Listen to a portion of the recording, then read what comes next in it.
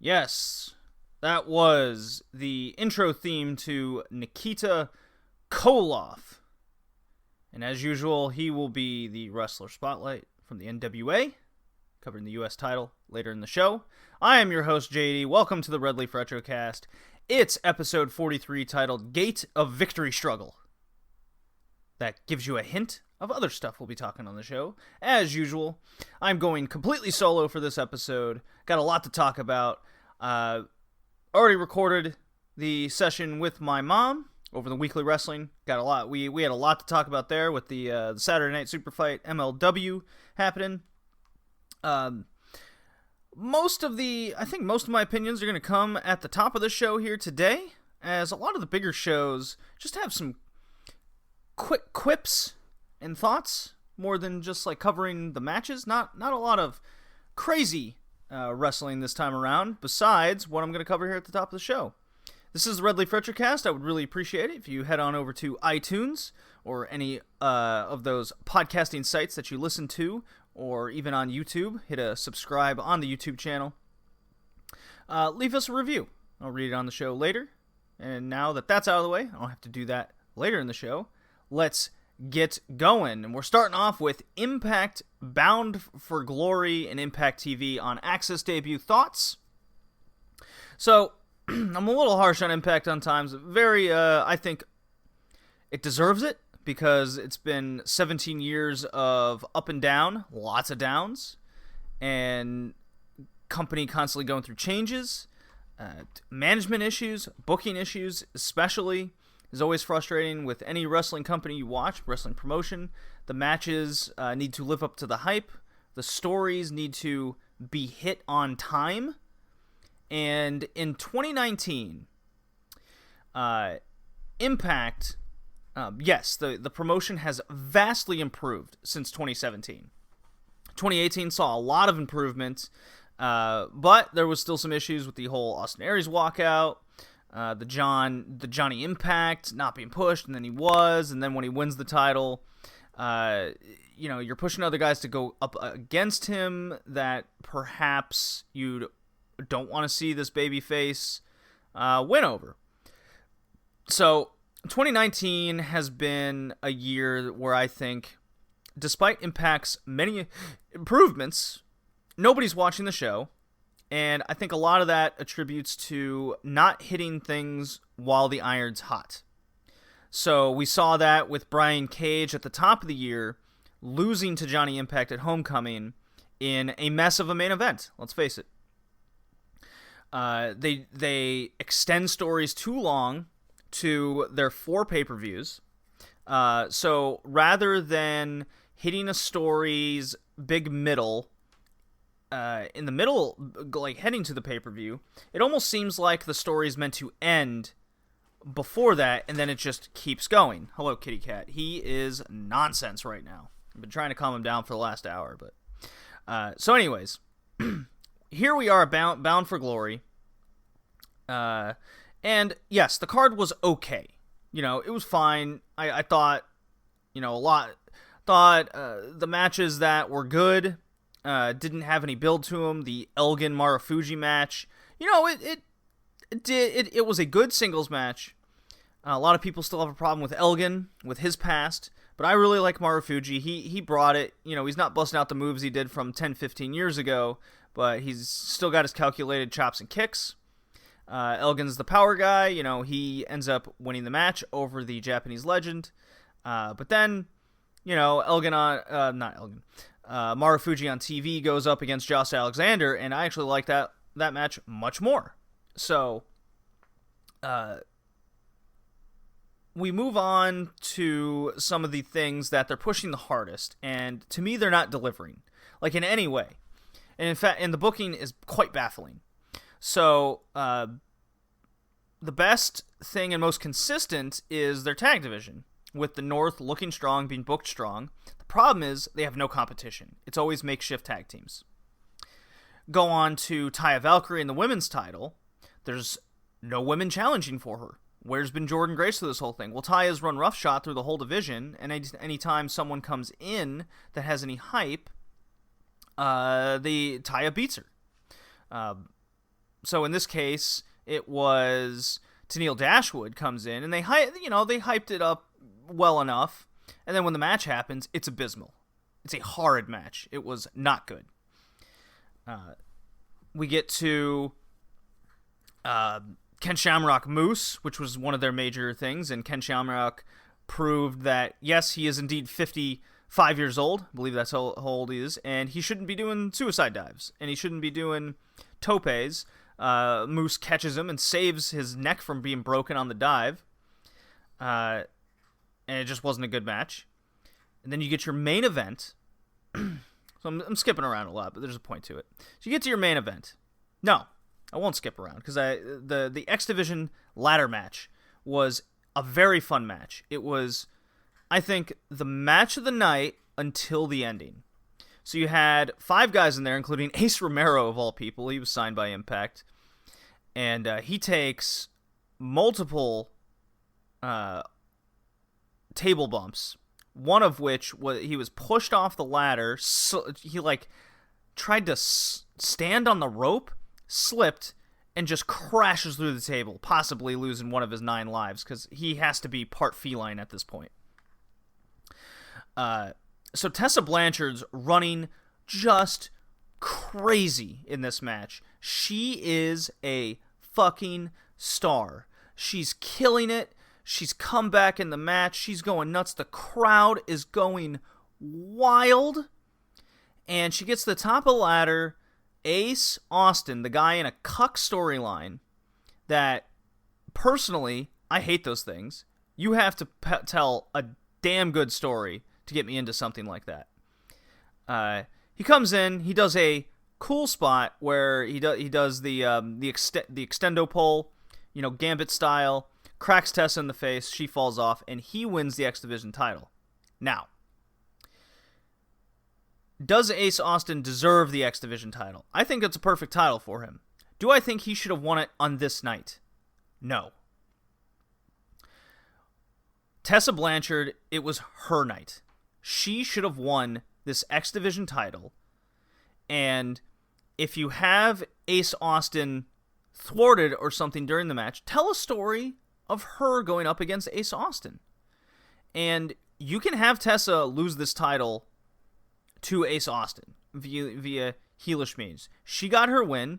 Do your month-long storyline, and she loses it in December. Then you can have your number 1 contenders match, and Tessa gets into the number 1 contenders match in the main event. You can do that. Instead, Ace Austin wins. Now Tessa's coming off of, just close again, right? You're not hitting while the iron's hot. Now, cut to the main event. Sami Callihan, a guy who's been built up over the last year and a half, ever since the Bat Botch with Eddie Edwards, another guy who's just in a weird character role that I'm very 50-50 on times. I do like Crazy Eddie, but then they kind of overdo it sometimes. That's a different story in itself. The point being, Sami Callihan went nuts, goes in that crazy hardcore match against Pentagon, tears the house down, wins that, goes into the feud with Tessa Blanchard. Well, he loses the feud to Brian Cage for the X Division title. So there's some story there. With the whole OVE and going to Ohio thing. Beats Tessa Blanchard for seemingly the number 1 contender. So that makes sense. Now he's going up against Brian Cage. They're in a street fight, basically. And it's a fun, brawling match. It's very entertaining. And again, in Impact fashion, the booking is baffling. Everybody likes Cage. Everybody loves what Callihan represents, and he's a dirty, disgusting heel, but people respect him because he is more or less kind of a king of independence in himself, just like David Starr. So there is a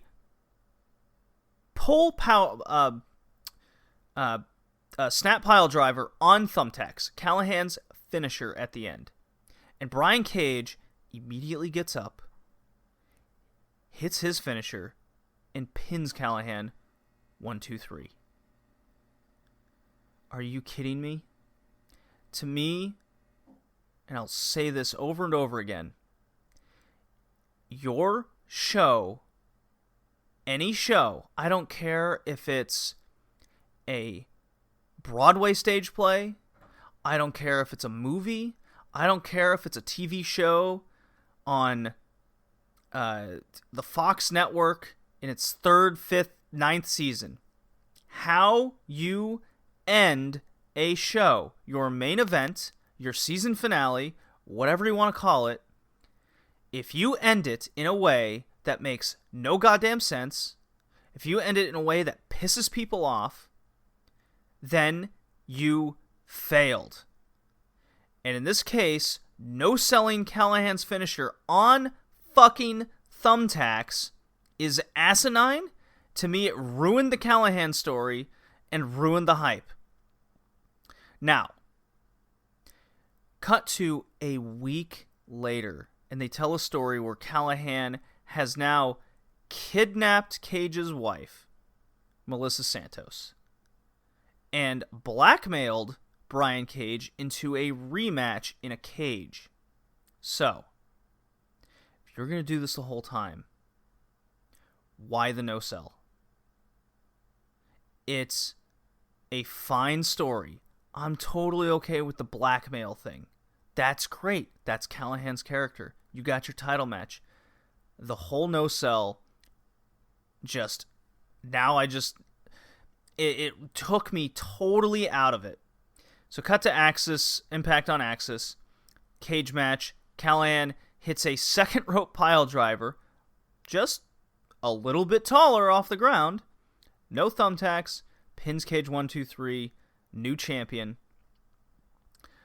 You know, good feeling, sure. Where does that leave Cage? He no-sells the pile driver 1 week. Then it puts him down. It makes me just turn my head 3 times and think way too much, right? And Tessa Blanchard's now challenging for the title, they announced, I guess to start the new year or something. There's a 5-way dance elimination match involving Elgin and Blanchard and a number of other guys that probably have no business being in the match.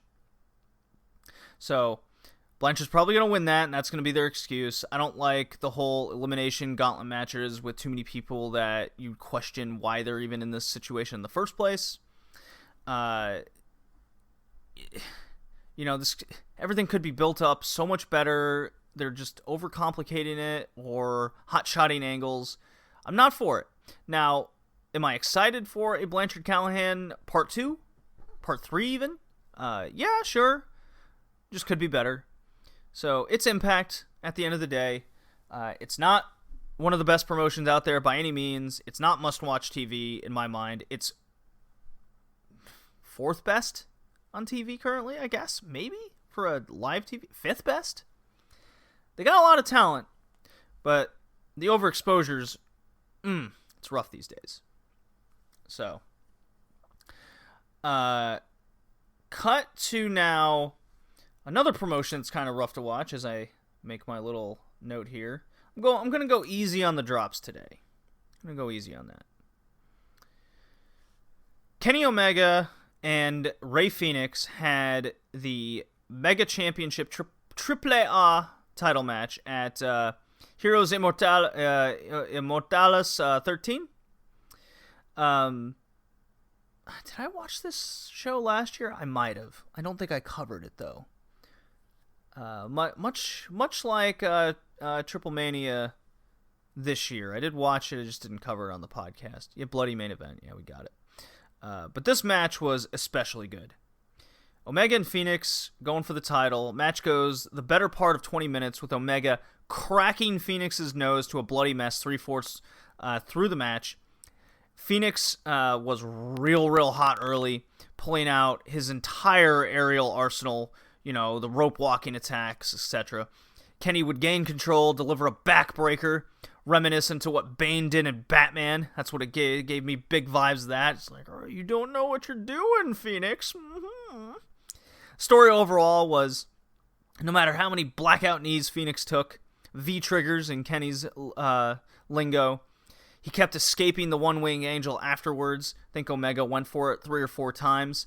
However, the tide finally turned when Omega reversed a Super Hurricane Rana into a Super Powerbomb. I've seen moves similar to this where Walter did it to Fenix during 16 Karat Gold as Mask flew off. Mask didn't fall off here. 2 count on the cover. Omega hits a double underhook sit-down pile driver. Fenix kicks out on the cover. Again, Omega connects one last V-trigger, successfully executes the one-wing angel. Just a fantastic match worth checking out. As they were setting up the cage for the main event, there were bottles being thrown at the ring where the cage was hitting it, so you could see people like kind of reinforcing the cage and security's trying to keep people out. So there was a lot of heat for Omega winning in Mexico. That was pretty cool. The show was okay. Héroes Inmortales. It was, wacky. It's AAA at the end of the day. If I could watch The Crash on a regular basis, I probably would. So I just have to deal with MLW's relationship on that. So AAA is, Vikingo and Toros killed it in the Rumble match. That was awesome the way that ended. On to, you know what? I will play a drop here. Let me just get it going. I'm all out of whack here. I need to get Hikaru Shida's theme. Here we go.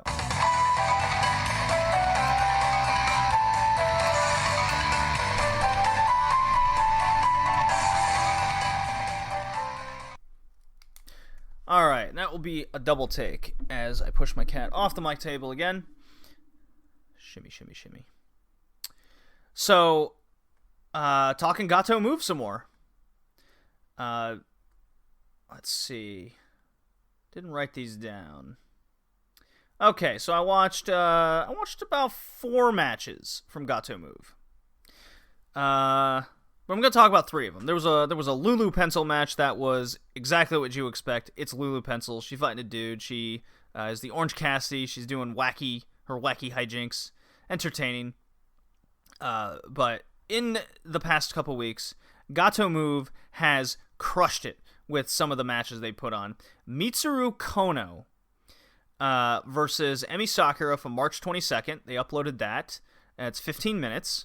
It's a great example of Emi Sakura's training and what makes Kono stand out among the...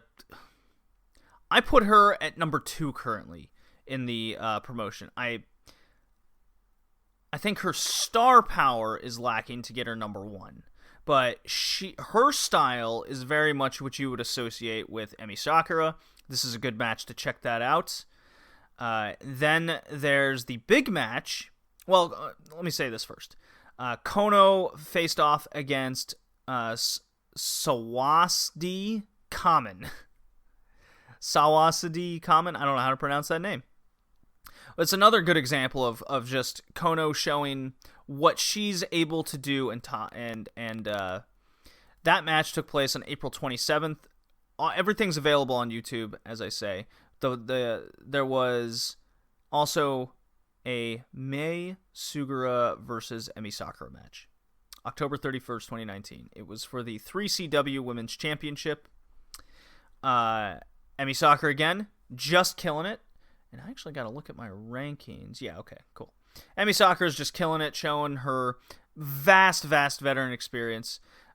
She does the same thing in all of her matches, and the order she does everything in is timed so well. She's the best. She's one of the best workers in the world, even at her age. Great seller. She knows, especially in the Kono match, Mitsuru Kono, it really highlights what she's able to bring out in her opponents. It's almost like she's like, okay, now you can do your thing. It really reminds me a lot of kind of the way Bret Hart would put matches together against young opponents, where it's like, okay, what are your 4 or 5 best moves? All right, we're not going to do them right away, right? We're not going to do them in a row. We're going to space them out, and build to those 4 or 5 moves, and then get to the climax. And that's what Emi Sakura does in her matches. I saw it in the Kono match, and especially saw it in the Mei Suguru match.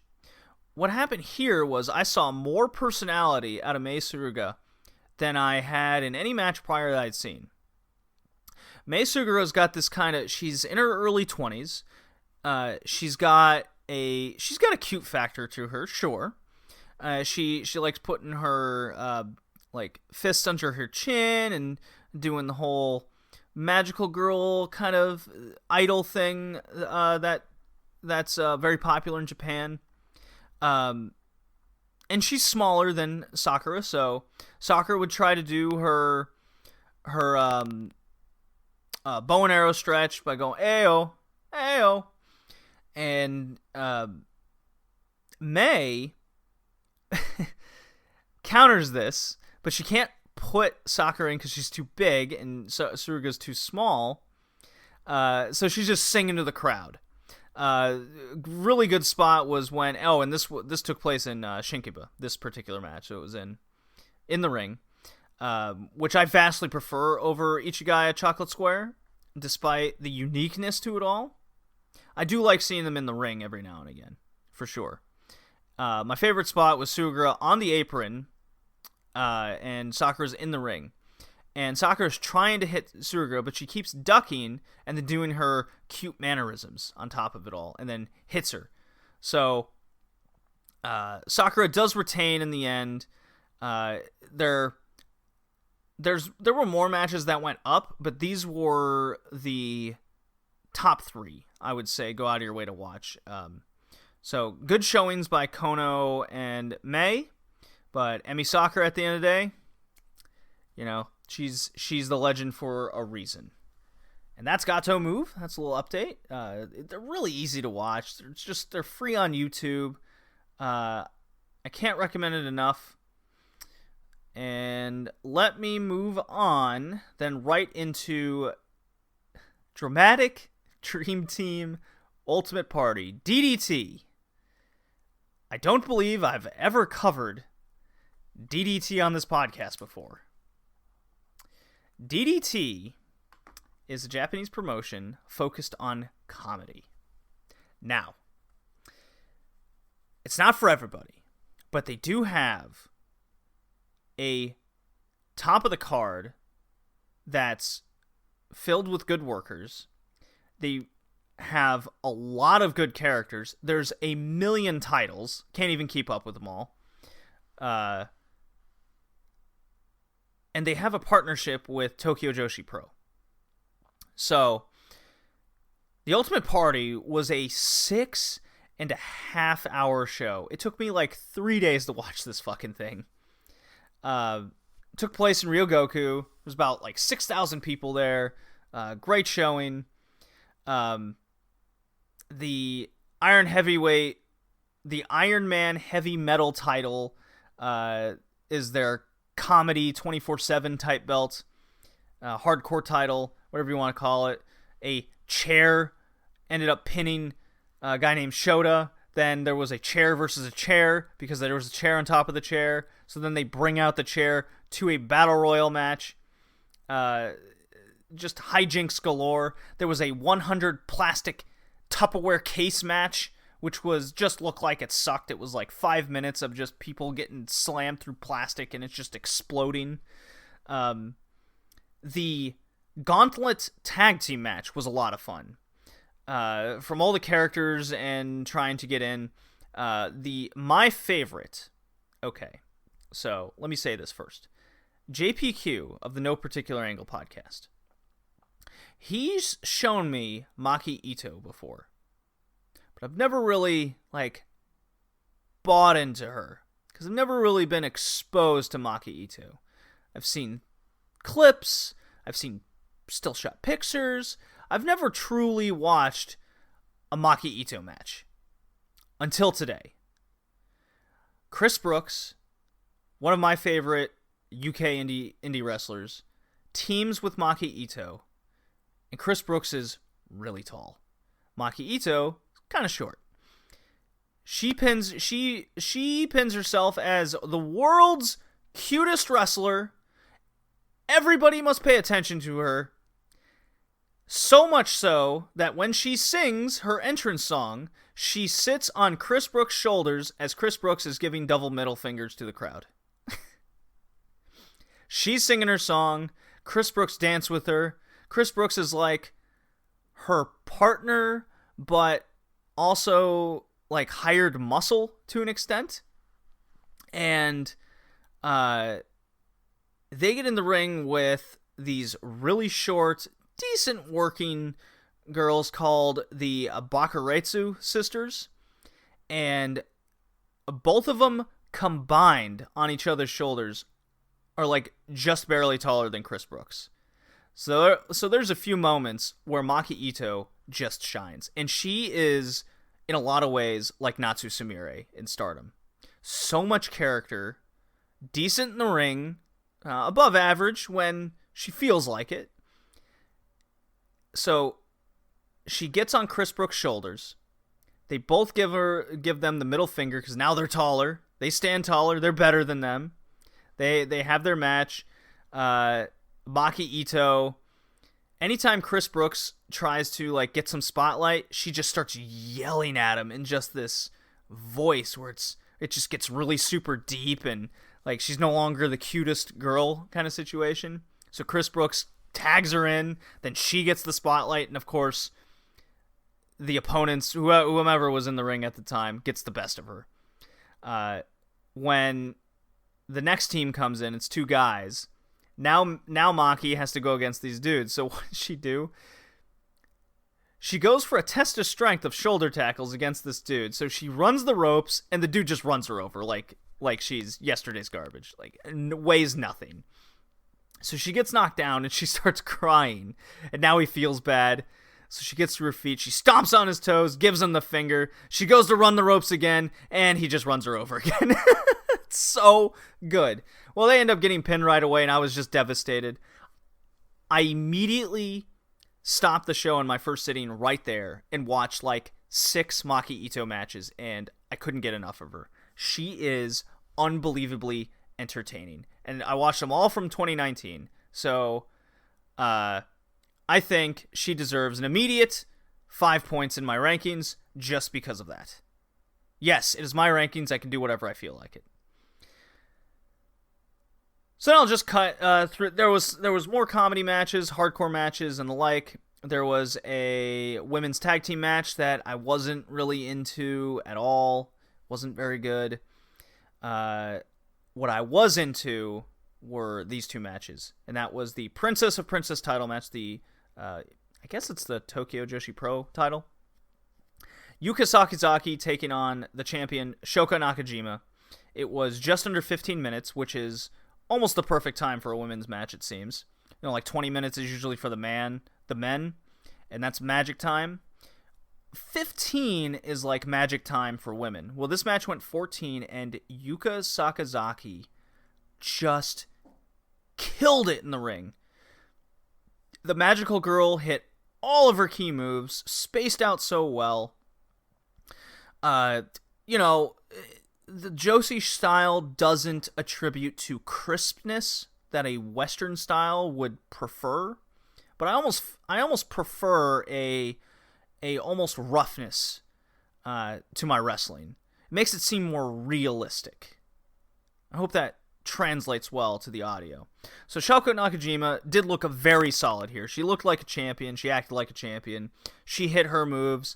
But at the end of the day, Yuka Sakazaki came off as the big babyface underdog Starr, and this dog won that day. Almost tears in her eyes, like she couldn't believe she won the title at first. Real good match, real good story. It's not going to crack my top 10 of the year, but it was definitely a very solid match. That was followed by Kenny Omega's return to DDT. I think this was the first time he's been back in a DDT ring since he left the promotion to go to New Japan. So when he finally gets tagged in, he comes out, people love him. Riho comes out, people love her. Miyu Yamashita and Antonio Honda are their opponents, so it's a mixed tag match. Kenny gets tagged in. He just kind of takes a deep breath, soaks in the moment. You could tell it meant a lot to him. Riho looked absolutely fantastic in this match. Everything was building to Omega versus Yamashita. That was the story. And Miyu Yamashita is a beast. She's got the look. She's got the size. I mean, she's only 5'5", but, for a woman, that's a good size, especially in Japan. She's got big, long kicks to match her long legs, respectively. Kenny Omega didn't do a lot of offense to her. It was almost like he was hesitating. It was almost like it was a tryout for Yamashita. Maybe. There's some speculation. I've been talking to people in my Discord. If you want to join my Discord, hey, hit me up on Twitter at BowlingJD. A little plug there. But yeah, this match was utterly fantastic. I'm not the biggest Antonio Honda fan. I especially don't like his little tell a story, I'll give up. It was funny the first time. I don't like it the second time. I don't like it the third time. Definitely don't like it the fourth time. It's not over with me. His get up isn't... The point being, I don't like Antonio Honda. He's fine at the end of the day. I don't have to like him. But Kenny Omega, in this match with Yamashita and a guy I don't like, holy shit.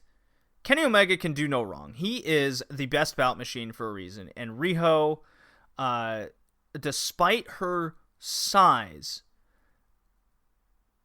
she's another one that's like... I think Yuka Sakazaki is a better wrestler than Riho. But what Riho has over Yuka, just barely, is that root factor.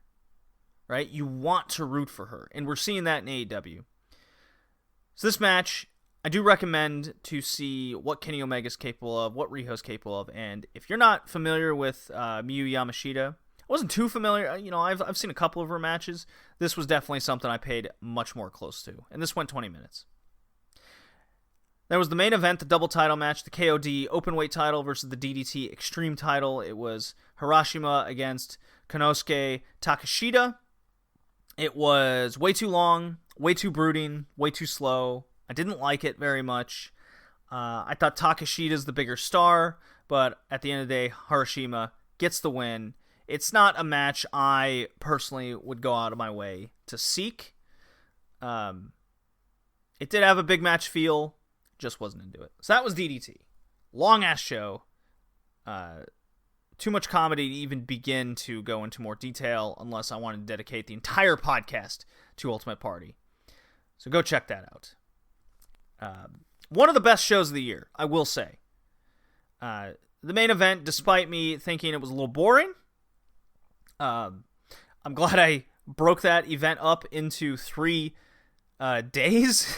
So maybe by the time I got to the end of all that, I just couldn't. And coming after Kenny Omega, there could be a number of factors why I just couldn't get into it. So, making my notes and moving on to All Japan Pro Wrestling. I watched the Raisin Army Memorial Series show, Day 6, because it was headlined by Kento Miyahara taking on Jake Lee for the Triple Crown title. So, a quick thought is 2019 All Japan Pro Wrestling. They're definitely in a building phase. I've made no secret of my opinion towards All Japan Wrestling. I think they have a good ground, but I could really care less about the promotion itself, besides checking in on a match every now and again, like today.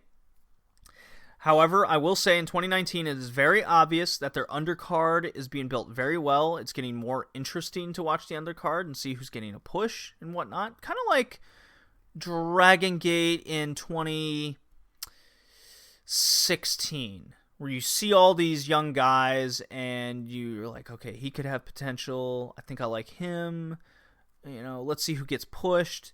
And then the next year, you start seeing the young guys get pushed more. And then the year after that, that's when these guys are ready. So the exception in All Japan, what sets it different from Dragon Gate is Dragon Gate, they kind of had all these guys come up and be pushed at the same time in different ways. In All Japan, you see Nomura gets the push, Jake Lee gets the push, because they really have no one at the top. That's their problem. Dragon Gate they have the Yoshino, they have the Mochizuki, they have Yamato, right? They have all those guys already. You just need the young guys to inject new blood into the scene. All Japan doesn't have that. All they have is Kento Miyahara. Yeah, there's Okebayashi. There's the occasional Ishikawa. They tried the Zeus experiment. Just, didn't work. They need the young blood, right, at the end of the day. So that's where Jake Lee and Nomura come in. Then who's after them? Now, the tag division is probably where I won't even try with the junior division. That's a waste of time. So lost my train of thought. Tag division has been probably the most solid with what's their faces? They have Violent Giants. Jesus. They're carrying it as they should. And they're a lot of the guys on the undercard, they're getting in the tag matches, and that's where they're proving themselves. So, great. Tag division's good. It's the third best tag division maybe in Japan after Dragon Gate and Starr. So, Kento Miyahara takes on Jake Lee. It went 33 minutes. Stylistically, this was way, way, way, way, way, way better than their Champion Carnival match. It was more of a kickboxing-based affair with the opportunity to do wrestling moves. And that's the key. The story here was clearly Jake Lee trying to knock out good old Kento. Period. Full stop. There were multiple times in the match where Kento got cracked and didn't move. Big one on the outside. He gets just lit up with a penalty kick to the head. Zero movement from Kento, and the ref just kind of lets it go, basically. Just continue. He's touching him. The R's not moving. Kento is just done, right? Obviously they're not going to end the match right there after 7 minutes. That would just be crazy. Although that would get Jake Lee over tremendously, right? Jake Lee finally showed a little emotion in this match. It's one of my big problems with this dude. I think he's half Korean, if I'm not mistaken, or he's Korean descent. And, he's got this big martial arts background. I think it's Taekwondo, or we'll go with kickboxing. I haven't done a lot of research on Jake Lee. Just what I observed. So he's got this martial arts style to him. He's got no personality, no charisma. His get-up is kind of kickboxing-esque, what you would see in the ring.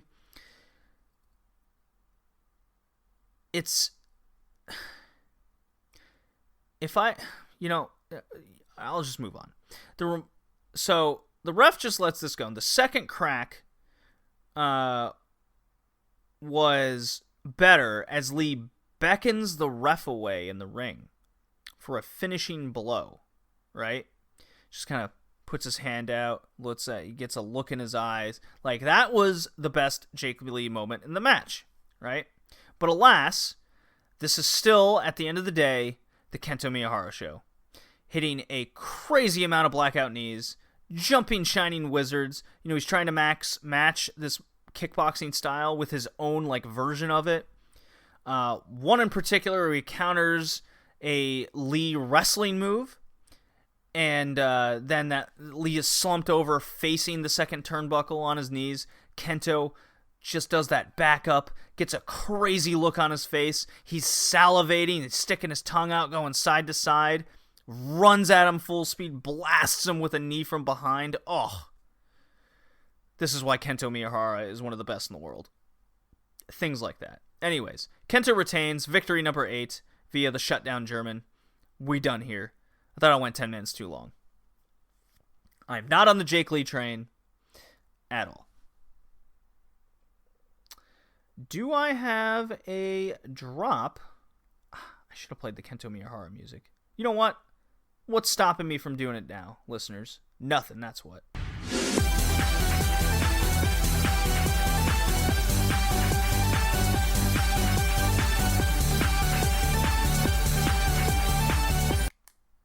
There, that's the opposite drop. It's to celebrate Kento Miyahara's 8th defense. Well, now it's time to talk OTT, 5th anniversary show, and it's a one-match show, ladies and gentlemen. Jordan Devlin versus David Starr 2. If you don't remember, at the beginning of 2019, at OTT Homecoming, Devlin and Starr had a Match of the Year candidate with a crazy story of both wanting to beat Walter, and Devlin's history with him, wanting to get his title back, Starr's history with him because he never beats Walter. Well, here we are in the end of October. Oh my God, this match. Let me tell you the story. We first hear the music going back to the song Devlin used when he won the NLW title, of all things. Except it wasn't Jordan Devlin who came out. It was David Starr in the black Assassin's Creed hood. It's revealed to be him. I popped. Doubly so for Starr's trunks, which, unlike at Homecoming where it read Dilshocked,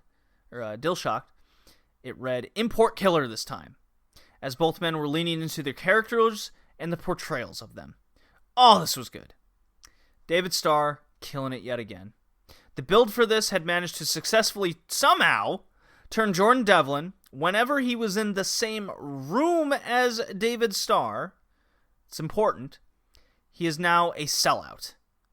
In David Starr's eyes, he is independent, for the people and by the people, and Devlin is the guy that left his people, his own people, for the corporation. On their own, both men get largely cheered. It's a weird and yet awesome atmosphere that's created. So if you watch like any OTT build, Devlin gets cheered all the time, crowds firmly behind him. David Starr gets mostly, before the feud was built to this second Devlin match, Starr was booed heavily with all the shit he was doing. But as soon as he got into the character of, I'm the independent, I'm the import killer, you're actually the bad guy, people got on Starr's side. It is tremendous storytelling. Tremendous character work. Tremendous wrestling on top of it. Devlin being treated like a sellout by his own people is something I could not predict was going to happen this year. The best heel is the one that tells a fragment of the truth, as they say. And in Devlin's case, he's been on the top long enough to become the very thing he fought against. An import in this quote-unquote form. Just excellent. Match starts as a fist fight, true enough, picking up right where they left off at Homecoming. So they counter for counter, fist for fist, and it kicks up when Starr right hooks Devlin, busting him open near the left eye, boxing style. Oh, it's awesome. A blood feud indeed, ladies and gentlemen. Finally, after more counter for counter wrestling, because this is an indie promotion after all, you can't just... It's not a WWE match, as I might put it. This is every other match. It's, I'm going to counter your move with my move, I'm going to counter, and hit my move, and hopefully I'll get that 3 count. There's a product placement, that gets a 2 count, prompting Starr to then go after the referee because he's sensing a screw job in the works. As Starr has placed this conspiracy theory and favoritism to OTT from the signed talent. That is the story, so it all makes sense. Starr likes this conspiracy thing. He did it in Rev Pro. He's doing it here in OTT. Starr's back outside. Catches a glimpse of the OTT title. He snatches it off the ring announcer. Ooh. People are begging Starr to reconsider. Don't use the belt. Win this match. Then Devlin, after he retrieves the belt following a super kick. Ooh. Will Devlin live up to the devil status that the hype video had given him? And OTT's hype videos, oh, they deliver. Go check that out on their YouTube page. They play it before the match, too. It's brilliant. Starr wanted him to do it. He spits on the belt, and some gets on Devlin, too. Storytelling, calling back to when he stepped on the NXT UK title in his match versus Walter. Before Devlin threw the belt aside, Devlin actually hits a low blow. No. Starr hits a low blow on Devlin as the belt's thrown aside. The ref's distracted. Almost gets the win. Starr goes back to the belt. Tug of war ends with a low blow now on Starr as Jordan Devlin punts him in the ding-ding, one might say. Now Jordan's booed and he laughs to the crowd. Oh, a double turn, if you will. It's pretty funny how when Starr does it, people are just like, because he's still kind of the bad guy, right? But when Jordan does it, oh, be damned. Then he lands the package pile driver. Think it's over. No one kicks out of the package pile driver from Jordan Devlin. But David Starr does. I can't even recall anyone kicking out.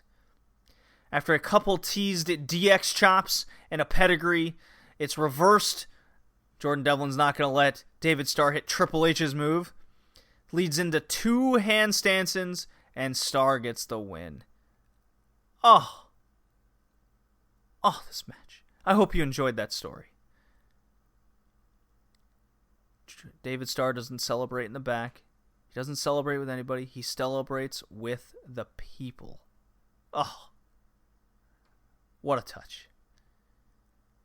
OTT, your main events this year have been stupendous. Congratulations. The best match in Europe. Whew.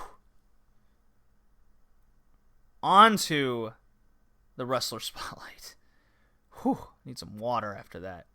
Where's my Bret Hart drop? The best there is, the best there was, and the best there ever will be. Yeah. So this is going to be a shorter one, I think. They're getting pretty short. NWA US Champion number 18. The name is Nikita Koloff, the Russian Nightmare. The 34th reign, winning the vacant title once Magnum TA was stripped of it. Koloff would reign for 328 days from August 17, 1986 to July 11, 1987, eventually losing it to Lex Luger, the total package. This was followed from losing it to Ric Flair in a world title match after the Great American Bash over the summer a year earlier, setting up Koloff to be a big star. Koloff defeated Wahoo McDaniel on September 28th, 1986 to unify the NWA national title into the U.S. title, so yet another rub gotten from good old Wahoo. Basically every single person since 1980, especially involving the U.S. title. Koloff, originally from Minnesota. This is what made me love this guy when I was doing backtracks and watching. He was so dedicated to his role and character. He actually learned Russian during his training and while on the road, so he was able to get that accent just down, use Russian in his promos. That is dedication, ladies and gentlemen. His feud with Magnum TA for the U.S. title was contested under a best-of-7 series. I don't remember if I mentioned that when I covered Magnum TA. But this best-of-7 series, I watched every single one. It was great. Koloff berated TA's mother during a contract signing, causing TA to lose it and the NWA title.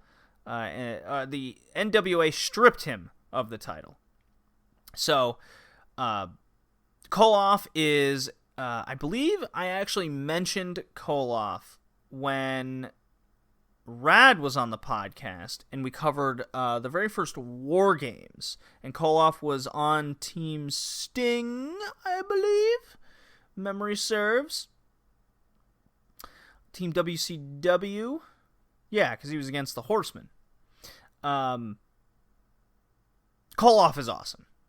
He's not the greatest wrestler in the world. He's certainly better than Lex Luger. I watched that feud. That was interesting, to say the least. Late 80s Lex Luger isn't bad. He's entertaining. They kept him. He's got the good physique. Koloff is better. But he was that stereotypical foreign heel, and I've seen it so much in this day and age, it was hard to get into him at first. His finisher is really lame. It's the Russian sickle. It's just like this weak-looking clothesline that requires the dude he's given it to kind of sell it too much. So I ended up watching like 4 squash matches of Nikita Koloff, and the jobbers would do a flip, or they'd get turned inside out, much of like what you would see today, and those were the better sells than, say, him doing it to Lex Luger, who would just fall to the mat, and it just made it look really shitty. So it was kind of ironic where I was actually having more fun watching Koloff beat up jobbers and in tag matches against kind of, well, they were technically not the best opponents, but he looked way better.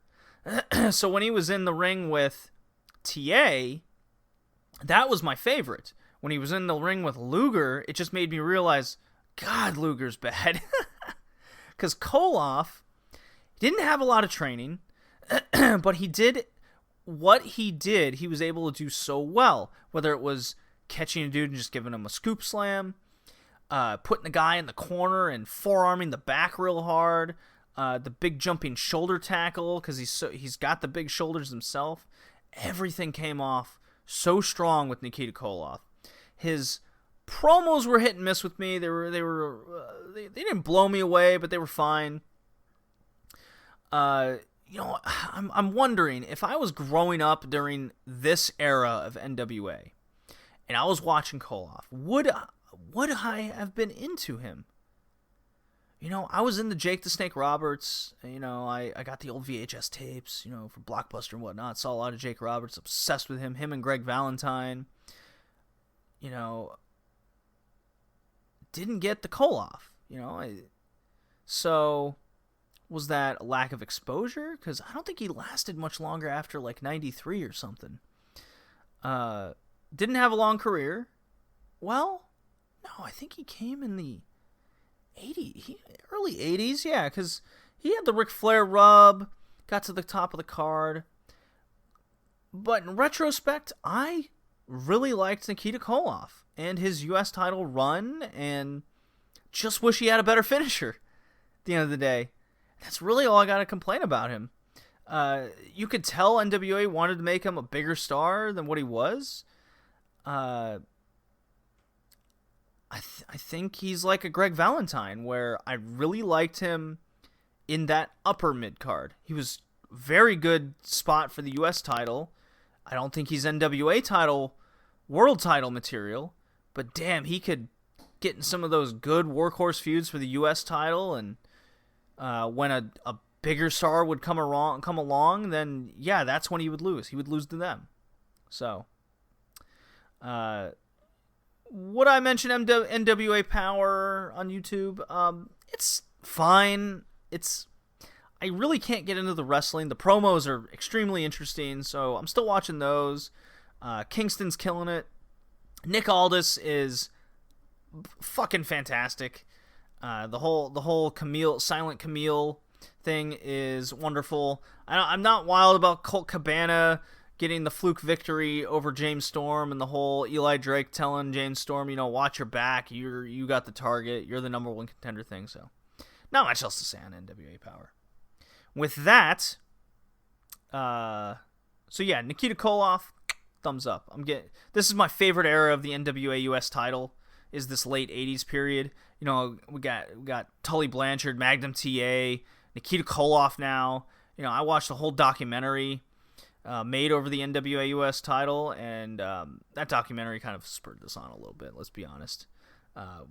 This journey has gotten me to really look more into these wrestlers and respect more and love the past. So with this, we'll cut to my mom. We're doing our weekly wrestling recap. We're going over a little bit of Uncharted territory from Beyond Wrestling, MLW. We got the Saturday Night Super Fight and a couple episodes of AEW. And then we'll come back, go to the major shows, and finish out with WCW Nitro. Okay.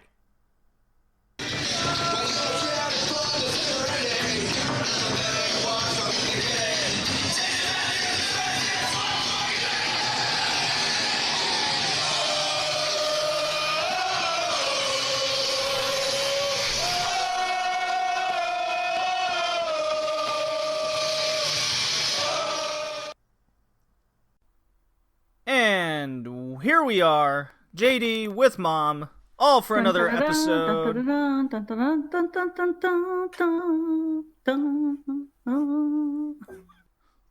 Tonto with you? Maybe. Yes, it's another 2 weeks have gone by of the weekly wrestling. Mom, you just got back from an amazing vacation and watched, all of it yesterday? Hey, I'm on vacation. I'm not going to watch wrestling. I'm not going to do nothing. I didn't even read. I didn't even pick up a newspaper. I watched Food Network. Food Network. Come on. I guess that's wrestling with food. Because it is. It can be. Yeah. Because I don't have cable, and I like to watch the Food Network once in a while. I don't have cable either. We have to find other ways to watch our wrestling, like YouTube and shady sites. Hey. Or go to them live, like I do a lot of the times. Shall I tell you about my Beyond Wrestling experience? Get right into it? Or should I tell you about my health problems? No, I don't want to hear about your health problems. Okay. We all got problems. I got problems. Get in it. Well, so Beyond Wrestling, episode 4... 5. Is that right? Why do I have the wrong one up? How dare I? Oh. This is awful. Off to a bad start. I was getting ahead of myself. I guess so. I thought you were ready. I thought I was ready, but I need episode 4 up. And I'm at the events, right? Yeah. But, oh my God, losing my train of thought here. So I have, 4. I'm at the events. I'm not taking notes as I'm at the event. I would hope not. How can you enjoy the event? How come I didn't sit there like a boxing journalist with a pad and paper, and I'm shaking it at the ring ropes, going, "Get him, write it down. Can I get a word from you, Thomas Santel?" Exactly. What the hell? Where were you on the night of the 13th? Were you training for this fight? Okay, so I didn't get to make it to episode 4 because I was ill, so I had to watch it on IWTV Live, Independent Wrestling TV Live. So I finally got to use my subscription to that service. Oh, cool. And I gotta say, not a good show. I was quite bored. No. It wasn't like the wrestling was bad or the stories they were trying to tell weren't bad. It was just a lot of the wrestling was kind of not interesting to me. I was ill, I wasn't in the mood for it. The main event made me uncomfortable at times because it was Nick Gage taking on a woman called Maria Manic. She's Manic. But she goes by the nickname the Man-Eater because she's a rather tall and built woman, like China. Uh-huh. And this was a hardcore match, which consisted of Nick Gage basically beating the shit out of her and making her bleed and chair shots to the head. It just made me... I think I found the line where intergender wrestling... I'm not sure if it was a... See, that's what I'm talking about. That's just not right.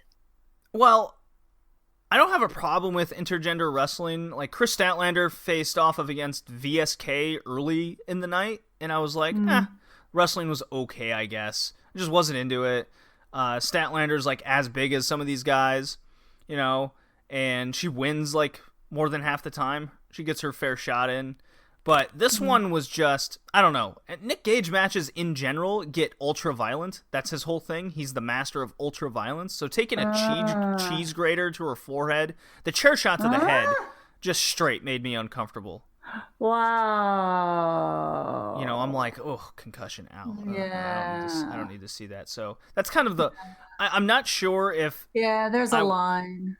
I'm not sure if this was a guy he was doing the same thing against would have made me uncomfortable. Well, I got the answer to that question the very next week on Halloween. So the Halloween show was a lot of fun. I did get to go to that. Everyone's in costumes. You know, everyone's in like wrestling costumes. There was a guy dressed as Macho Man Randy Savage and his whole gear. Nice. He even had Slim Jims in his hand. That was funny. Wow. There was a guy that put on a giant blonde wig and he had a Ric Flair robe in the audience. Even the ring announcer was dressed up like, I think he was the Kiss Demon. Like Gene Simmons. Yeah. So it was that was a lot of fun. Everyone's in a good mood. The wrestling was much better. Thomas Santel beat Wheeler Yuta. That was a fun match. Guy named you've kept up with just hearing me talk about Tony Deppen in the Discovery Gauntlet. Gotta win it to stay in it. He's been pretty much the main draw for me for a lot of this. Well, he beat up a guy and took his spot in, like, week 1, right? And they were advertising for this show, this dude in this creepy, like, Rorschach mask kind of situation. Had a cool little video, and he comes out, he's really creepy. Tony Deppen's like, who the fuck is that guy? Oh, he's weird, ooh. And then the match starts, and he immediately takes off the mask. I was like, why? Like, I liked his shtick. He was creepy looking and everything. Yeah. Well, it turns out it's the dude he beat up on week 1, so there was a purpose to it, but I'm like, dude, you should have kept the mask on. Right? Yeah. And you beat him, and then when he's, like, all freaked out, like, if you were going to plan to take the mask off the whole time, beat him first, and then do it at the end, and that leads to the finish, or, Deppen thinks he got screwed, and then he takes he rips the mask off him because he wants to know who he was, and it's like, oh, it was that dude the whole time, but, you know, so that kind of got lost on me, and the match was like 3 minutes, so it wasn't even that long either. Wow. Yeah. Got to see the fun tag team Gatanic Panic. You would like this shtick they got going on. Guy named Danhausen. He is a demon character.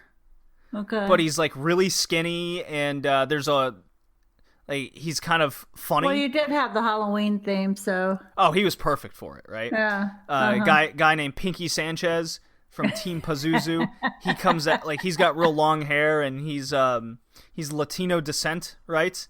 Okay. He looks like Mexican Jesus, and everyone was chanting Mexican Jesus in the audience. That was awesome. So you had the demon character against Mexican Jesus, so they kind of did a whole he was throwing like holy water at him. Danhausen pulls out like teeth, and he's like, you'll eat this teeth, and then there's any smoke going on after the holy water. No, there was no smoke. No smoke. But Danhausen does have a very, very fun shtick he does in a match where he gets on the apron, he throws a guy to the outside, he stands on the apron, then he looks at the dude that like cues all the entrance music and stuff, and he just goes, "Play my music," and the tequila song starts playing, and he's dancing to it, and it's like bad dancing, and he's dancing and kicking the guys on the apron to the beat, so they just keep trying to go at him. He'll like jump over him. Da da da da da da, kicks him. Da da da da da, kicks the next guy. Da da da da da, jumps over them trying to get him. Kicks him. Da da da, tequila. You know, it's really fun. I took a video of it. Okay, cool. Yeah. And then his partner's named Effie. EFFY. He's kind of this like gay character, I guess. Okay. I don't know if he's actually gay, but he wears like fishnet stockings, and he like looks at the big dude across the ring. He's like, "Hey, daddy." So he's like really, and he's a good wrestler too. So it's quite funny. So that was a really fun match on Halloween. And the main event was a 100,000 thumbtack match of Nick Gage again, a super ultra violent match against Mance Warner. And I was pretty excited for this, but then as the match went on, it was just violence for the sake of violence, which I wasn't into. It was just, here's a bunch of thumbtacks on the ground, let's throw the guy on it and do some do some shit, right? There's no like rhyme or reason to it. Mance Warner, you've seen in MLW. He was in the matches with Jimmy Havoc. You know, throwing the pumpkins on the dude and everything. Hardcore match. He's really fun to watch. Like he has big facial expressions. He's a big dude. Like when Nick Gage was coming out in the ring, he's like looking at him, he's smiling, he's like, "Yeah, come on. I'm ready for some violence," kind of like he's got a good thing. But yeah, it was just here's a bunch of thumbtacks. I'm going to throw you on it. I'm going to step on your hand on thumbtacks. I'm going to shove a bunch in your mouth. I'm going to... So did he win? No, Mance Warner lost. Nick Gage wins all the time. Like, this dude doesn't. So... He wins on violence. He wins on violence. That's his shtick. The crowd just absolutely loves the guy. But I'm just really not into this They whole... apparently like violence. Well, so Uncharted Season 1 didn't have a lot of Nick Gage, especially in the main event. There wasn't a lot of this hardcore stuff. And I'm just not into it. You know, I saw the New Year's one where it was like guys are getting hit with keyboards, and that was Nick Gage against Josh Briggs. I saw the Manic match the previous couple weeks, and then now the Mance Warner. I just don't like Nick Gage matches. I don't like what he's about. Now he's super over with the crowd. The crowd loves him. Like he does a mosh pit in his entrance. Like he's very infectious with his personality. It's just his matches I can't get into. Yeah. So bummer. But it takes it to the extreme that probably if it didn't get that far, you would enjoy it. It would be enjoyable, but it starts getting over the top, and that's where you're like, not. He does a lot of things that just make me uncomfortable. Like if this was the 90s, the late 90s, I would definitely be more into it because it was what makes it different? It was the time, right? You know, I want to see some blood. I want to see some guys just like get their head cracked in and smashed. And now that I just think that type of wrestling. Are you getting older? Yes, I'm getting older. I'm not a 13-year-old like hopped up on adrenaline and Mountain Dew all day anymore. Then let me ask you this: so, what age is the crowd that is going to this? Because they have to be. Well, you have to be 18 at least. Okay. So, well, no, you can be younger there, and they swear, but the crowd is the majority is my age, I would say. Well, I would say probably they're younger. I would probably gauge that crowd is probably between 21 and 27. Maybe. You might be onto something with that. We'd have to run a poll of the average age. I'm thinking that would probably be the age for that because, number one, it's affordable. It's very affordable, yeah. $10 tickets. I bought a season ticket, so there's $7 for me. It's affordable. And the older crowds go to the bigger venues, and that would be the more expensive, and you won't find that age as prevalent. So think about that. And so he's drawing on the young people, and that's why they're getting all into it and you're not. Well, even the like ECW era stuff, like a lot of the matches they did back then, and light tubes and stuff. I'm not into that. Yeah. So that's also just not my taste. Yeah. Yeah. But you definitely might be onto something with there. Right. I won't deny that. That's for sure. Okay. Well, just a thought. Just thinking about that. Yeah. Because usually your younger crowds are more attracted to that type of energy, I guess. So the ultra violence, yeah. Yeah. Well, speaking of ultra violence and blood, we got MLW to talk about now. Let me play this music.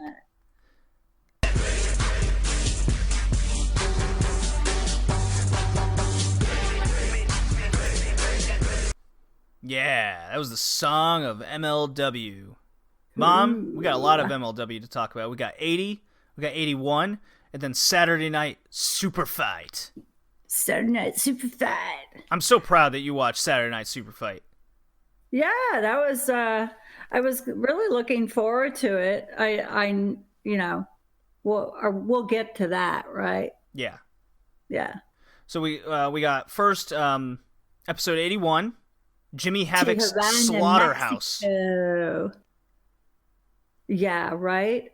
The whole episode was presented by Jimmy Havoc's mind. He was the man in charge this time. So they've done this before where they have a person like in charge of the show for a night, mostly with Zelina De La Renta. It's like, Promociones Dorado presents MLW for the night or something like that. This was Jimmy Havoc's night. Right. And this is what we got. So what did we get, Mother? With Damien, Savio Vega, the evil trio.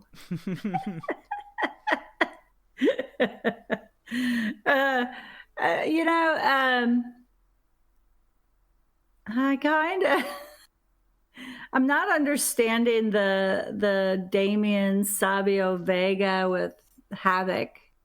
It was just, I thought it was kind of funny when the ref actually was helping set up the table and stuff. I found that pretty funny. I'd never seen that before. Oh, let me help you with that. You're having trouble. And the thumbtacks on Havoc, that was pretty fun.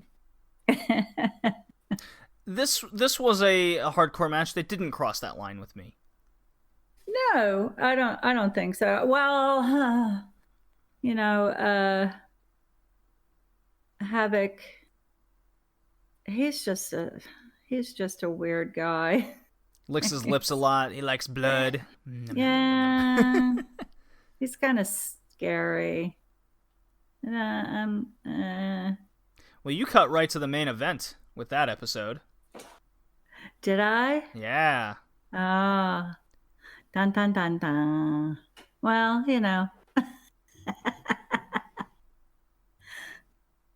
Well, they did a lot of building. They did a lot of building for Super Fight. They announced the DQ no DQ heavyweight match. Or the heavyweight match is going to be now no DQ.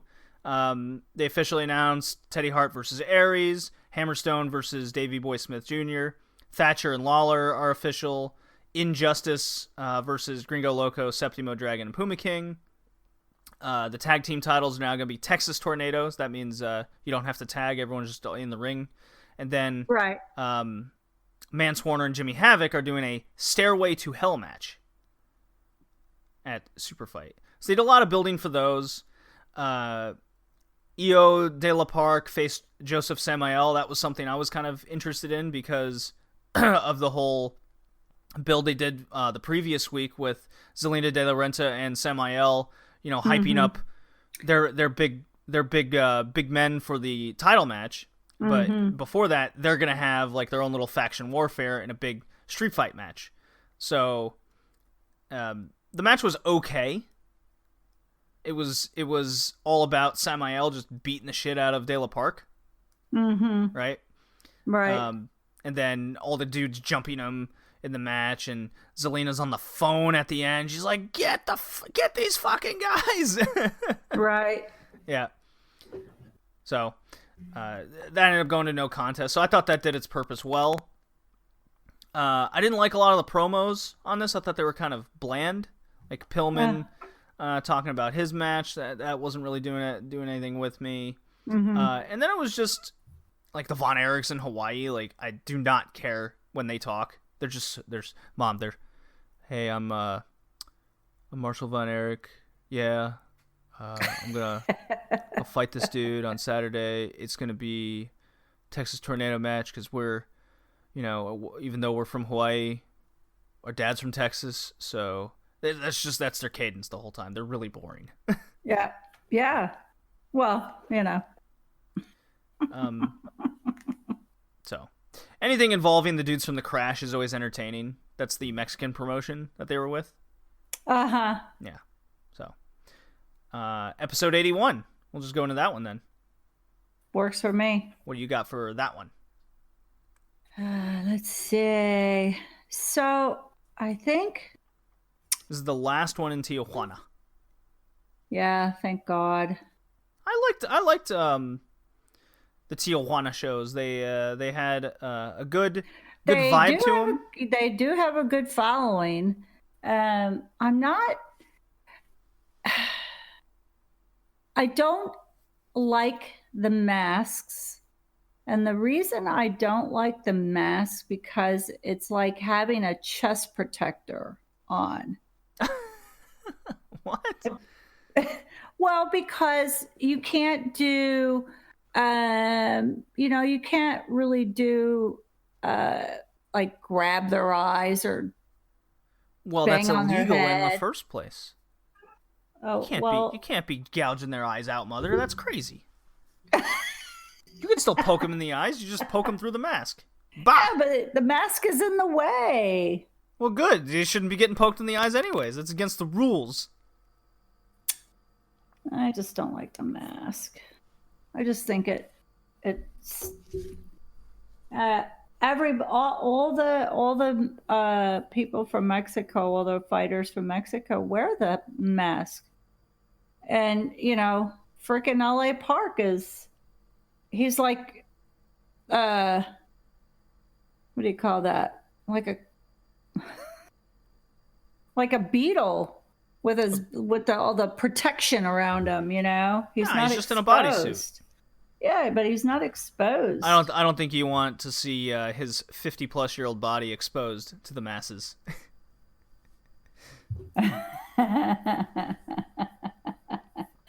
I can't believe he's still wrestling, honestly. Well, I mean, we'll talk about his match at Super Fight. Well, yeah, you totally know why. Right. Well, the first match was DBS and Brian Pillman Jr. against Dragon Lee and Extreme Tiger. I love this match. It was lots of fun. The crowd was hot for it. Big lucha match. It was awesome.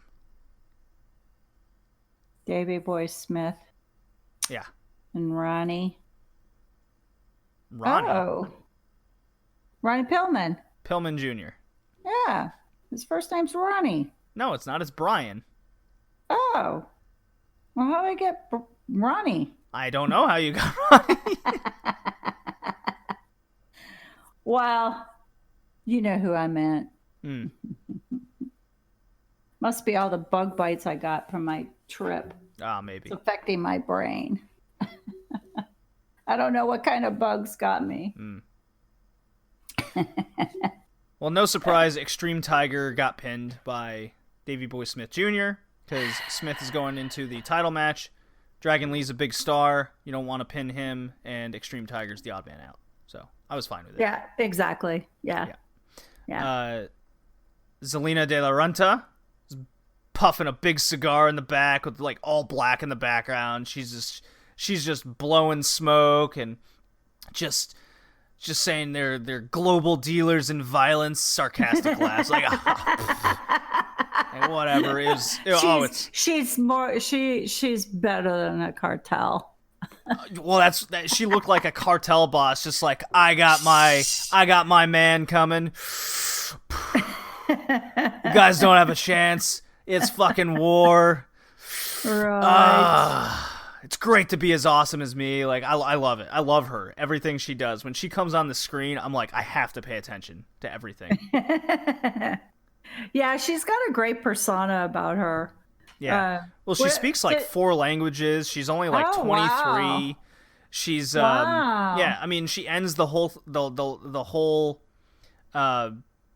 like promo. She ends it in Spanish, which I always like that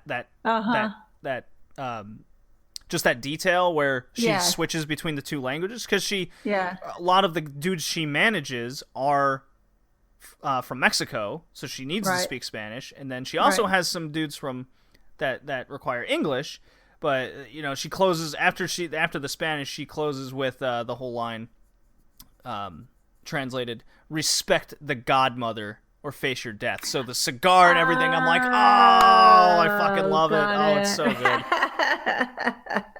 And then LA Park cuts a promo. It's all in Spanish, and they have subtitles too, he's gonna suck the face off and all that. He's gonna break his fucking face because Contra Unit attacked his son on Chapter 80, or Chapter 80. What is this, Progress? Episode 80. The bug get to you too? Yeah. Well.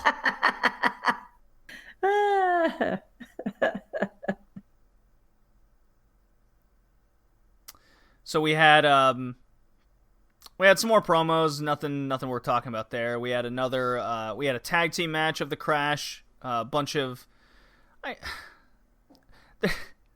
there are a bunch of like older dudes with not nice bodies, as the crowd cheered "Dad bod" at one point in the match, which I thought was really fun.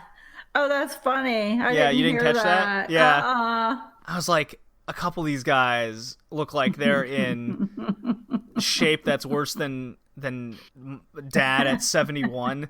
I was like, that's a dad bod, and then the crowd shortly started chanting that. I'm like, yeah, okay, they get it. What'd you think of the brawl between Contra Unit and Promociones Dorado? Because it was a big, like, 6-man tag match, but it was just let's all go out there and beat the hell out of each other. Right. I'm not a fan of Contra Unit, so. But your boy Fatu's in it. Yeah, but he wasn't in that one. No, he wasn't in this match. No. No. I mean, okay, so they come out, they're doing their thing, and I'm like, oh, well, this is a no-brainer. We already know who's going to win on this. Well, who did you know was going to win? Contra Unit. Oh. It's obvious. It was obvious. But they didn't win. LA Park speared Samael to win. Wow. Not so obvious, was it? No, it was obvious. Yeah, the representatives, Contra Unit, was Samael, Gotch, and Ikuro Kwan against Promociones Dorado. So when Io de la Park was getting the shit kicked out of him last week, she was on the phone. She was calling in Mecha Wolf and Bestia Seis from to join Promociones Dorado with LA Park to take care of business, lead the troops, if you will, to take care of Contra Unit before the super fight. And that's basically what happened. They had a big brawl. LA Park does like crazy dives at 50 plus years old, which is nuts. Kind of a hint of what he's going to bring to the super fight. Right. Yeah. Mecha Wolf does big 450. Quan spits red mist in his face upon that. That was awesome. I was like a good misting. Yeah, and then lit the guy on fire. Samael lights Bestia on fire, so everyone's just getting taken out before the super fight. So the way I took this is like everyone's fucking destroyed, so they can't interfere in the main event. So I was like, yes. I thought it did a job. That was a good go home segment. Yeah. For the super fight. Yeah. And then we got the super fight. Got to the super fight. So the Von Erichs beat the Dynasty in the tag title match. Nothing more to say there. Al, I do have something to say there, because I can't believe it, but if you watch it again ever, there was no bell that rang. Absolutely. I did not hear a bell ring. Because they came out and I'm like, they're fighting, and there was no bell that rang. I did not hear a bell ring. Maybe they'll play into that. Maybe the dynasty will be like, the match technically never started, and they'll use that to try to get their titles back. That's exactly what I was thinking, because technically, if that's indeed true, right? So either I missed it, or it did, it did ring, because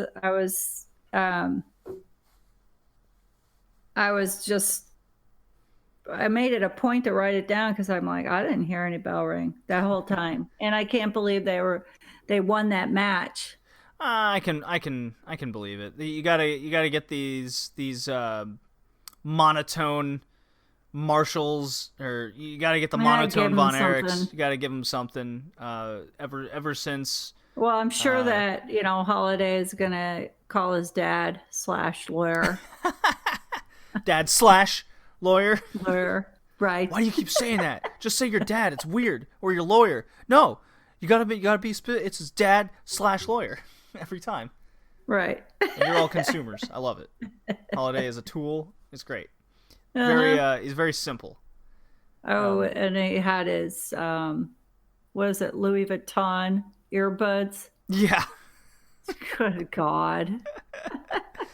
You're never without your earbuds. I never see you without your earbuds on. It's so irritating. Why you got? Hold on, I got to put my earbuds in.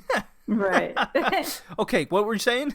It's like, oh, right. I don't even know how he can hear with those in there.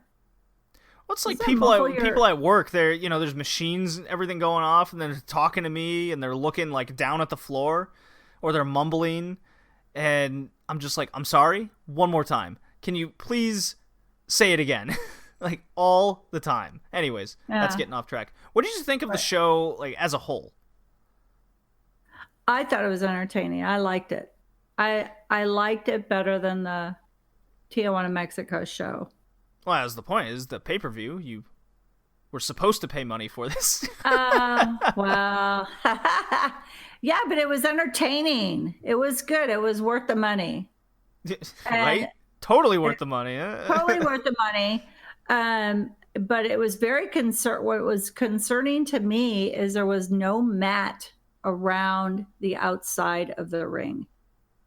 No place to fall onto. Yeah. There was no protection. It was really scary.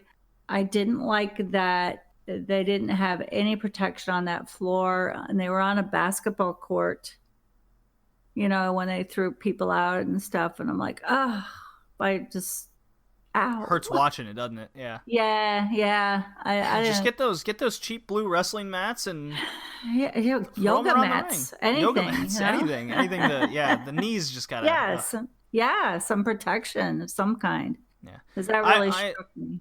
I was incredibly entertained as well. Every match was unique to the one before it. Right? Yeah. Everything felt fresh. I was never bored.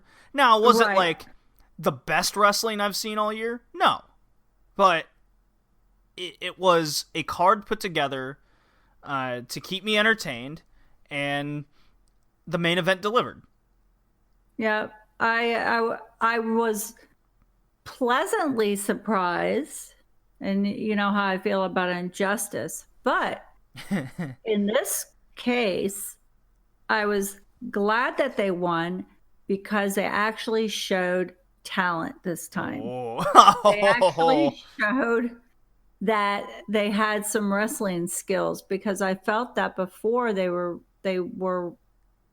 like new, and they're just kind of are, yeah. And so I think I was happy to see them developing into a good team. I was happy to see that. And Jordan Oliver actually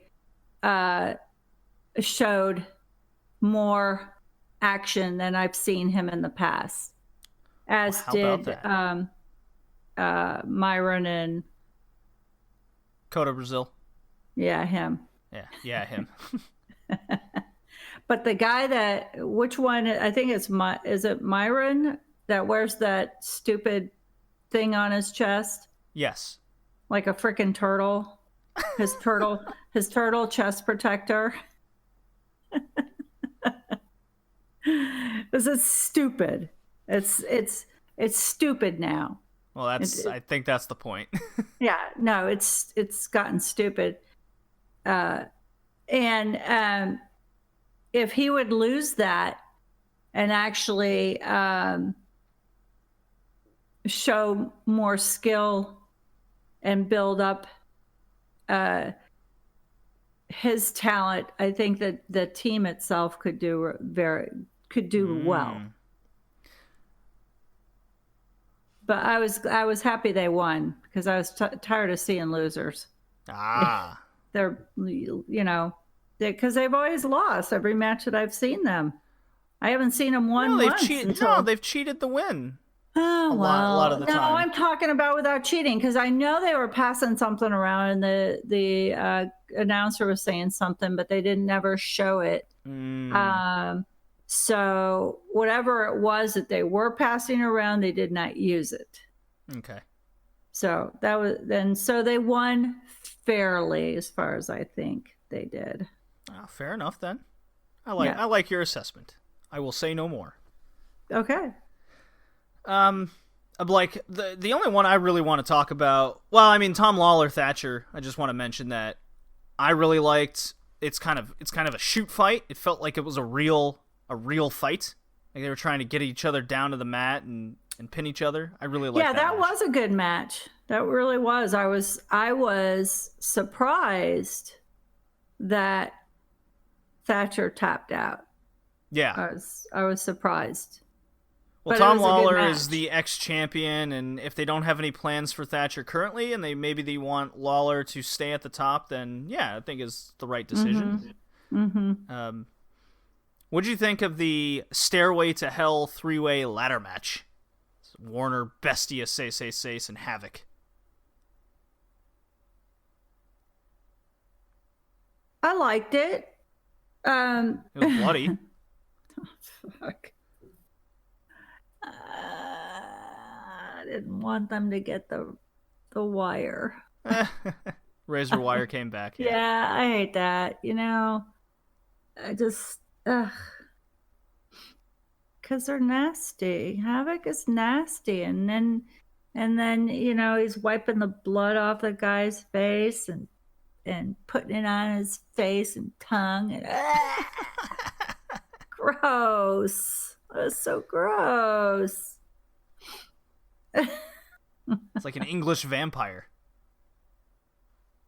Yeah. Yeah, it's just that's all I have to say. Yeah. Well, Mance Warner Every wins. time I see him.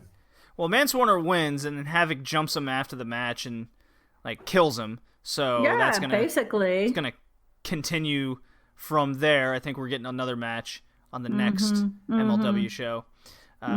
We got, let's see here. Teddy Hart retained the middleweight title. Hammerstone retained the national openweight title against Davey Boy Smith. Just regular singles matches. I was kind of shocked Aries did not win against Teddy Hart, personally.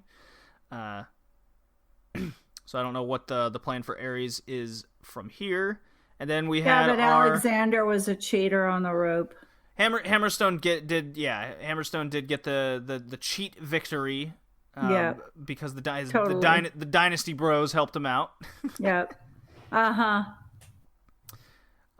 then we had our World Heavyweight title no disqualification match. Jacob Fatu, the champion, going up against L.A. Park, the Destroyer, in a battle of the undefeated, accompanied by Zelina De La Renta. And I love this match. I wanted to see a fight. This is what it's been built for. I didn't want to see chain wrestling. I wanted to see them beat the hell out of each other. This was faction warfare with the two big guns of the factions fighting against each other for the title. Right. Love the finish where L.A. Park accidentally spears Zelina De La Renta through a table. Right. To take her out. She's like dead, and I was like, no, Zelina! And I knew as soon as she was down, it's like, oh, Fatu's going to kill him now. And that's exactly what happened. LA Park was pulling out moves at 50 plus years old that I swear you wouldn't guess he's older than 22. He was doing crazy cone helos and flip dives off the turnbuckle and over the top. He was nuts. Right? Yeah. Fatu looked like a total star, so that's my take. Fatu retained. He beat the Destroyer. I was kind of hoping LA Park would win and they'd have another match, but hey. I had to rewatch the part where the fire got on the ref. Oh yeah, the ref got fireballed and by Samael. That's right. I totally forgot about that. I rewatched that. Yeah, I'm like, whoa. Yeah, this was just a wild match. Good. Yeah, Samael was the manager of Fatu when he came out. So each heel had their representative to try to mess with the other, and usually this dynamic doesn't work in wrestling, but because LA Park is so loved by the fans because he's a legend at this point, and everyone hates Contra Unit so much because all they do is cause mayhem, like the NWO in the WCW era. Yeah, everyone was all about LA Park. Like, the crowd was cheering for him, so it ended up working for the best. The heels won. Wild stuff, like almost immediate. It was like 2 minutes in. I think it was Samael gets in the ring off a distraction and takes a spike to LA Park, rips the mask off him completely, basically, and spikes him in the forehead, and Park's just bleeding buckets for the rest of the match. And eventually Fatu also gets bloodied up pretty bad as well. So it was a so I didn't. I guess I missed that. I missed the mask being almost ripped off. I missed that because I was wondering how he got all bloody, and I was trying to rewind, and I just couldn't catch where that happened. Rewind? Are you watching on your VCR? Yeah. Old school. I taped it on my VCR and then I rewound it. I listened to the vinyl record, so leave me alone. Got the audio hooked up to my I was gonna say sonogram, but that's not right. No. That's not right at all. I missed my tape decks actually because I had some good music on my tape. No beta track for you? No. I had some good tapes back in the day. You know you're getting old when you say back in the day. Sure. Yeah. So your boy Fatu won. Ultimately, yeah. Fat 2. All right. Anything else to say? I think he should wear a tutu for Fat 2. Oh. Well, the Halloween show has already passed, so. It's never over for him. Yeah. Okay. Anything else to say over Saturday night's super fight? No, that was pretty cool. Pretty cool. All right, let me play the Kenny Omega music. We can get to AEW. Here we go. The one-winged angel screams. It fuels my hopes and dreams. The best promotion. All right, Mother, we're inching closer to AEW Full Gear. We got episodes. What are we at here? 4 and 5, October 23rd from Pittsburgh and October 30th from Charleston, West Virginia. Okay. And then we have the Go Home show, and then we're off to Full Gear in Baltimore, which I am going to upon recording tomorrow morning, first thing.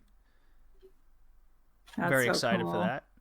That's so cool. My own personal little trip that I'm taking. Yeah. So you took your vacation. This is technically not a vacation, trip. but I'm just doing a trip. I'm going through with it. Yeah.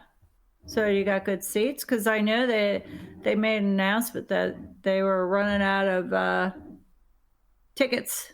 Oh yeah, I bought them as soon as they came out. They were like $30, and I got a nice little mid-tier seat, so I'll be able to. Nice. I'm not on the floor this time.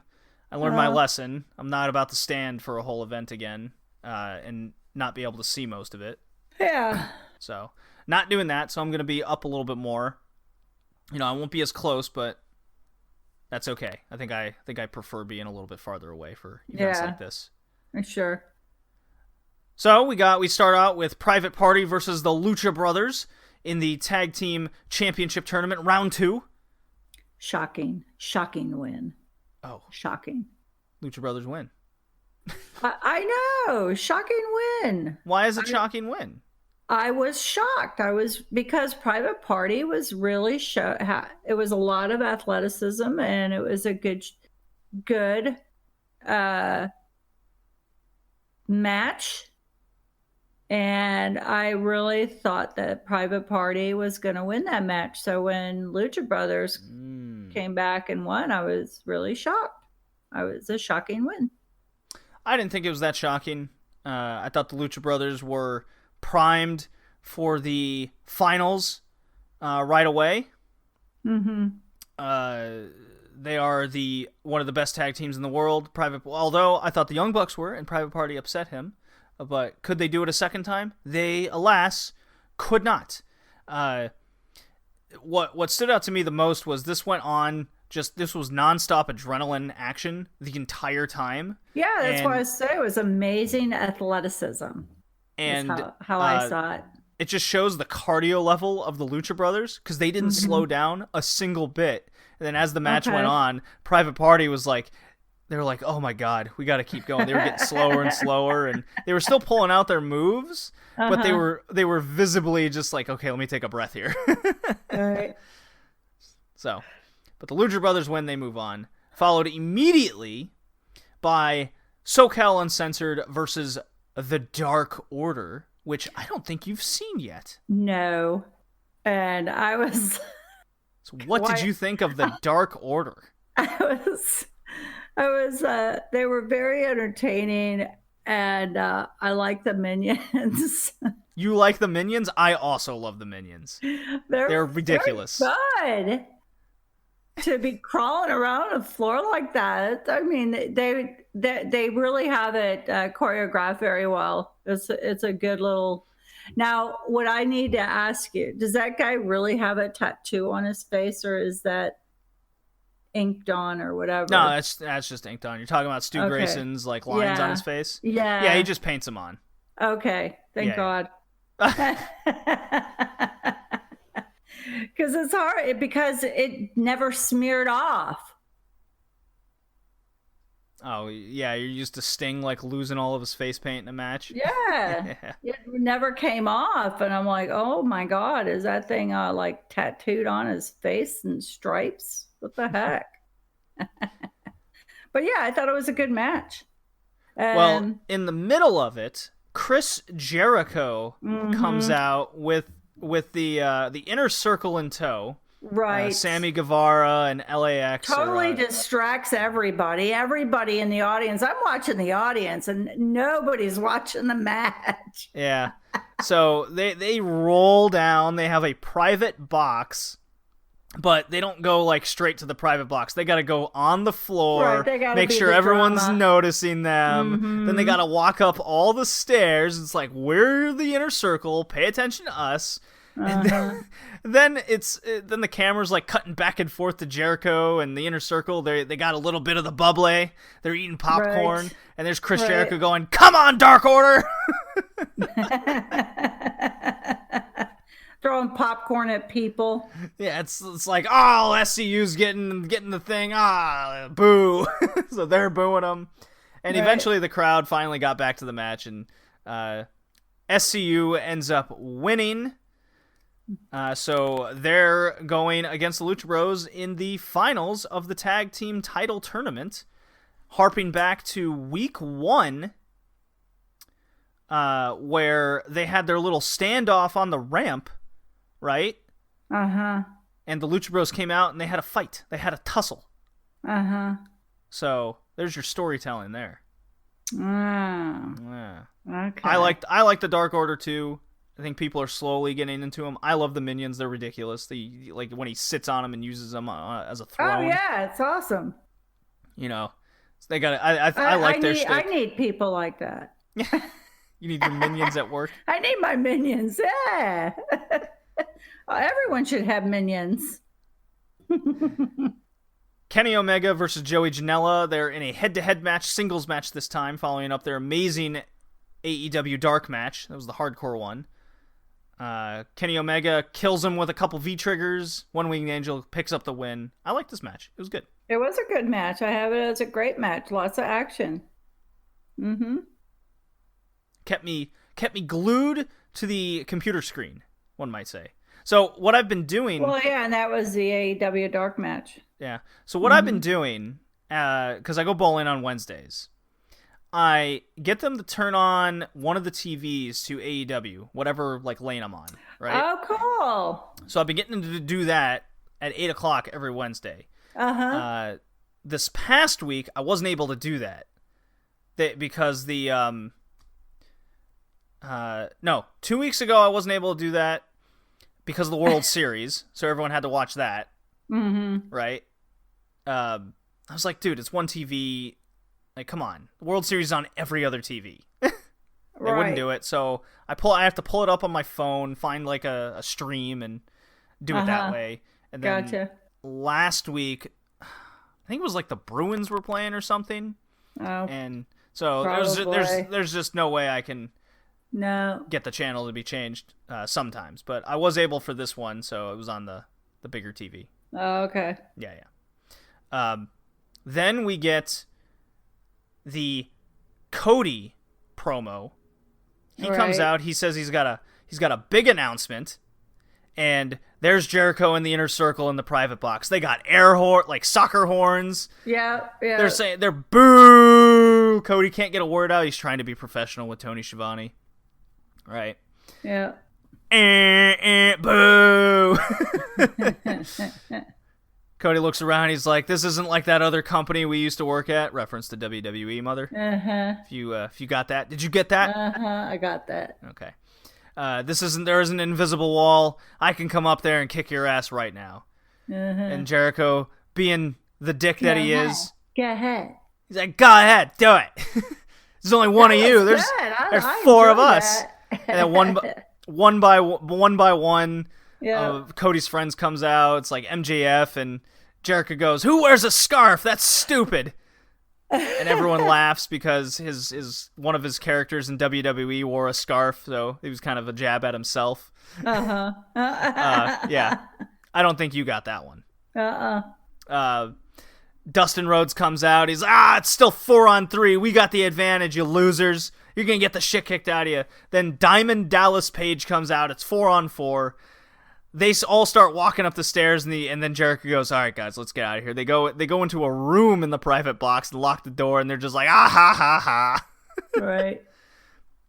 Cody gets handed MJF's scarf, puts it around his hand, and punches the glass out, and it's on. They're fighting. They fight into the hallway of the arena. Cody as they're brawling, Jericho steals a crutch from a dude, which I thought was really funny. Oh, I didn't see that. And Cody takes him over to the Dippin' Dots and shoves his head into it. You get JR going, "Not the Dippin' Dots."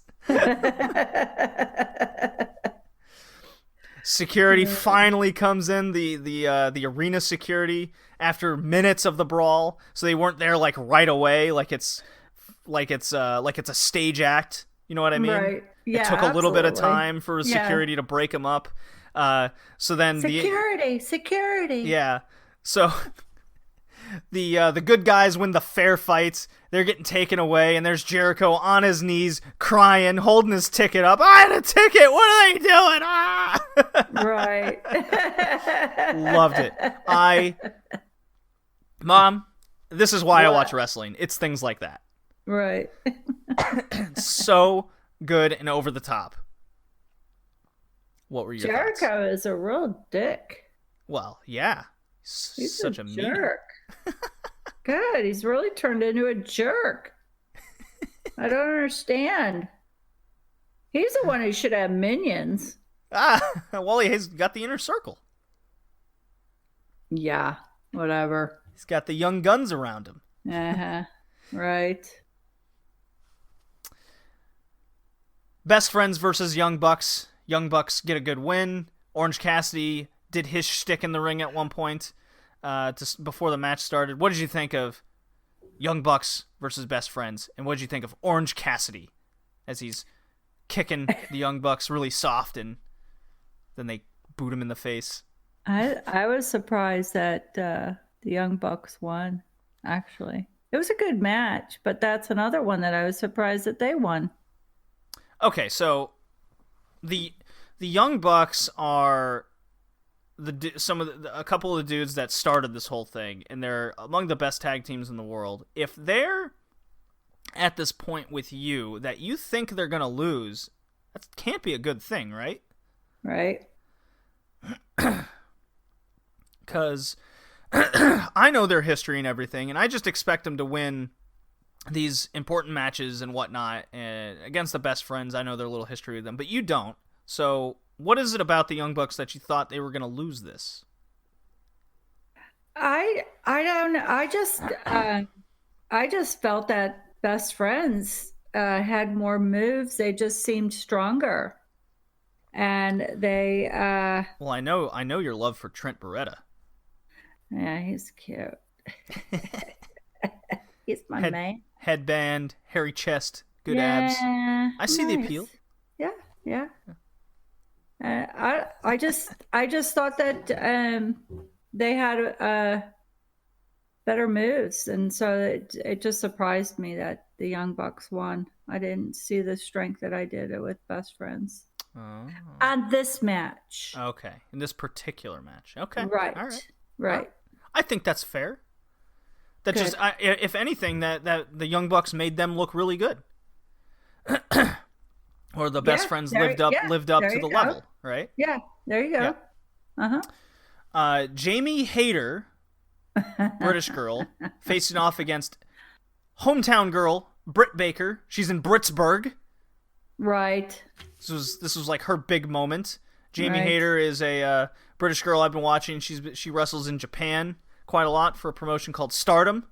Okay. Young girl on the up and up. She's quite good. What did you think of this match? There was no match. There was no match. You weren't into it?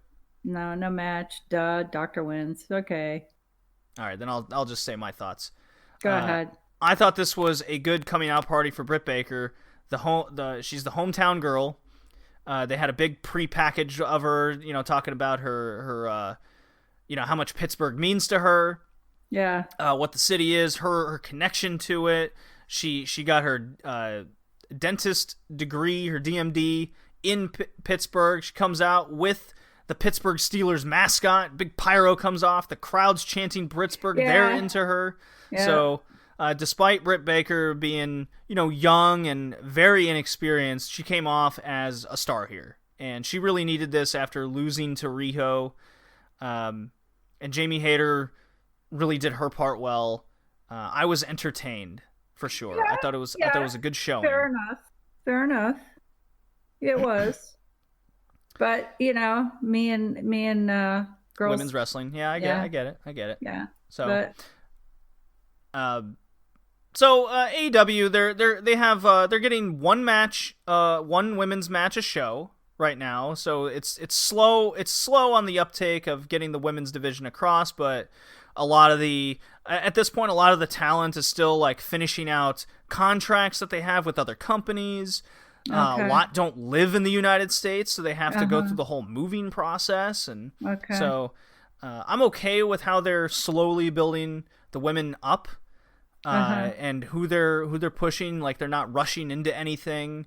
The last thing you want to do is hot shot stuff and not tell a story or a badly told story on top of that. Push people into matches that they maybe not belong in. So they're trying to get people to shine in singles matches to show yes they can wrestle, get over who they need to, and there you go. Main event, Jon Moxley versus Pac. That lasted a while. Good Lord. And how it ended was surprising. I didn't think that was right. How long was that? 6 minutes? No. What, the match itself? Yeah. So the match was 12 minutes. So 12 minutes, okay. So usually matches have a 10 or 15 minute time limit, right? Depending on maybe a 20 or 30, but for TV or regular singles matches, for women's matches they usually put it about 10. For men's it's at 15. It's more of an endurance factor and how long you can keep the crowd into your match kind of situation. So with styles and everything these days, it's better that women's matches go a little bit shorter than the guys, just from the athletic and keeping the crowd standpoint, right? Okay. Like I get it, and it's no problem, right? So they announced before the match that they have TV time left, right?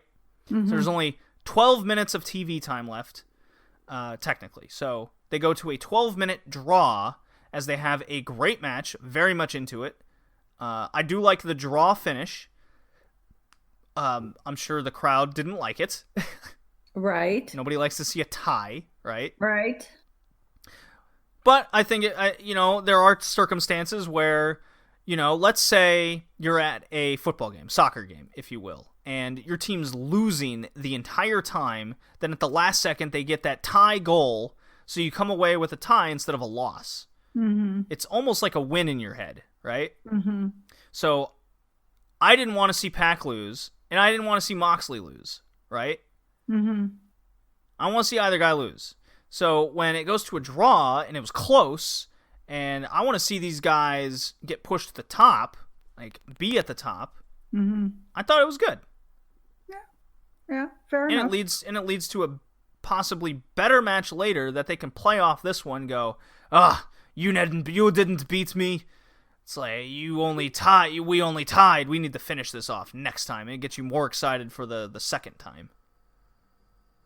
Yeah. Now you want to see someone win. Yeah. Fair enough. Yep. So your boy Pac, Mr. Slimy, I think, as you said in the last episode, he's slimy. Yeah. Did you like him this time? Did you like him a little bit more? Or is he still nasty like Havoc? No, he's still icky. He's still icky? Yeah. What do you think of the style of the wrestling that you saw?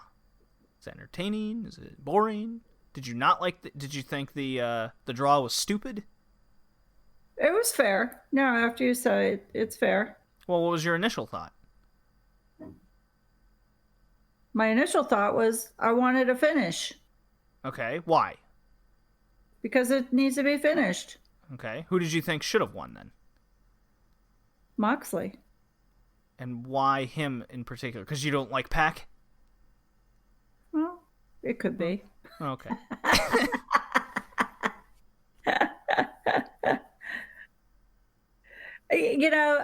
Honestly, they were even matched. And I think that if they had the time, I think Moxley would have won. Okay. It's very possible. So, Moxley complains that there's a draw. He's all pissed off, as he should be, because he felt like he almost beat him. He's frustrated. He DDTs the ref. I think he DDT'd Pac again, and he's all pissed off. And then Pac attacks him from behind with a chair. All people come out. This was after the show went off the air, so I don't know if you saw this.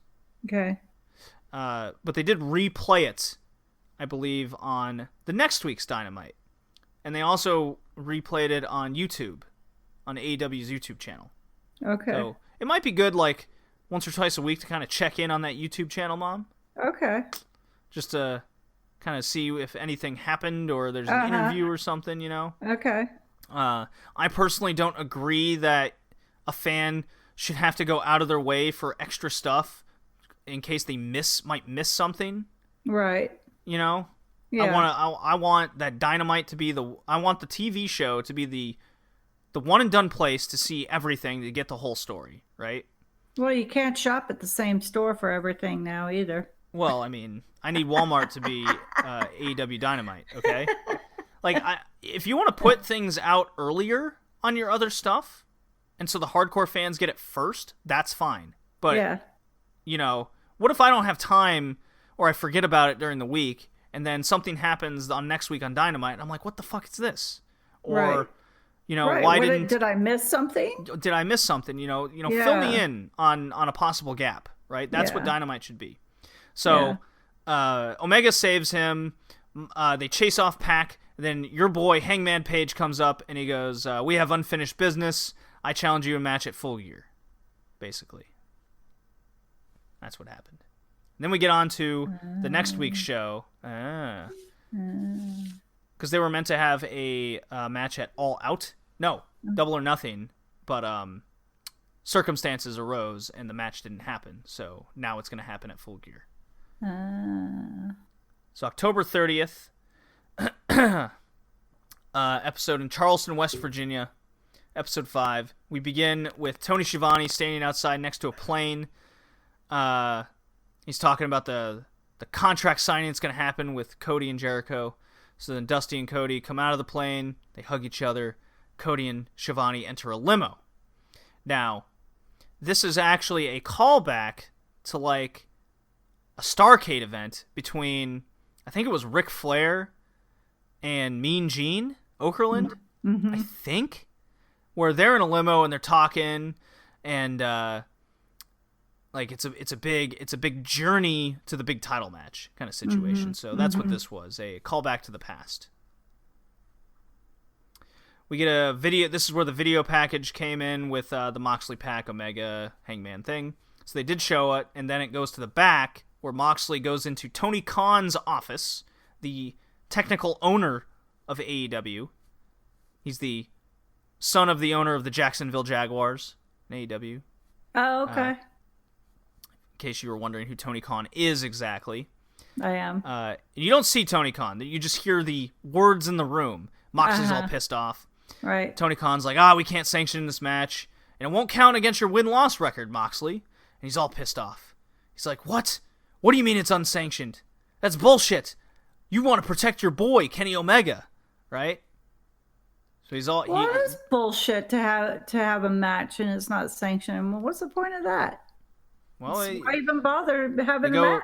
Well, they go, it's too dangerous, and AEW can't be held accountable. What's dangerous? The hardcore stuff, the barbed wire bats and brooms that they're bringing in, and they're like, they've deemed it too dangerous, Mom. Okay. You're just gonna have to live with that. Huh. Okay. So Moxley's mad, you're mad. We start with the first match of the night. It's Hangman Adam Page versus Sammy Guevara, your favorite guy from last time, against the boy from Katy, Texas. Yeah. Part of the Inner Circle. And what do I have? So glad he won. Yeah. Your boy Hangman wins off the buckshot lariat, not his finisher. So I like I always like a match where another move wins a match. Not just the same one every time, you know? It was very choreographed, though. It was good. Wow. It was a good match. A lot of athletic moves that you got to pull off. Well, Sammy Guevara is really fun to watch. Yeah. I was so glad he won. I was too. Hangman gets on the mic. So you remember last episode, I was like, "Hey, I want to see them do something with Hangman, maybe get a promo or something." Well, here it is. We got it, and he goes, "Pac, I'm gonna take your head off, and there's gonna be some real cowboy shit at this pay-per-view coming up." And crowd in West Virginia goes crazy. They start shouting cowboy shit. What was the cowboy shit? I don't know what cowboy shit is, but he's gonna bring it at Full Gear. Okay, gotcha. And I believe he's from Kentucky or Virginia, Hangman Page, so he's kind of in his hometown. Okay. But yeah, he's gonna bring some real cowboy shit. And there's a T-shirt, Mother, you'll be happy to hear, of Hangman Page, and it says "cowboy shit" on it. It's got like spurs for the eye, and that's funny.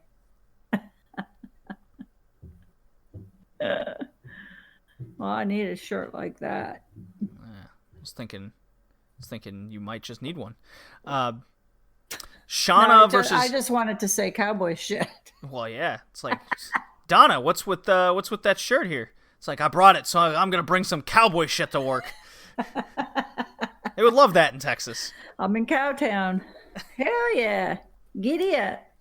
So we got our women's match of the night. It was Hikaru Shida from Japan, a woman I really love watching. She's extremely good, against Shauna, whom a lot of people I'm sure do not know, but she's a veteran of Europe. She's from Portugal.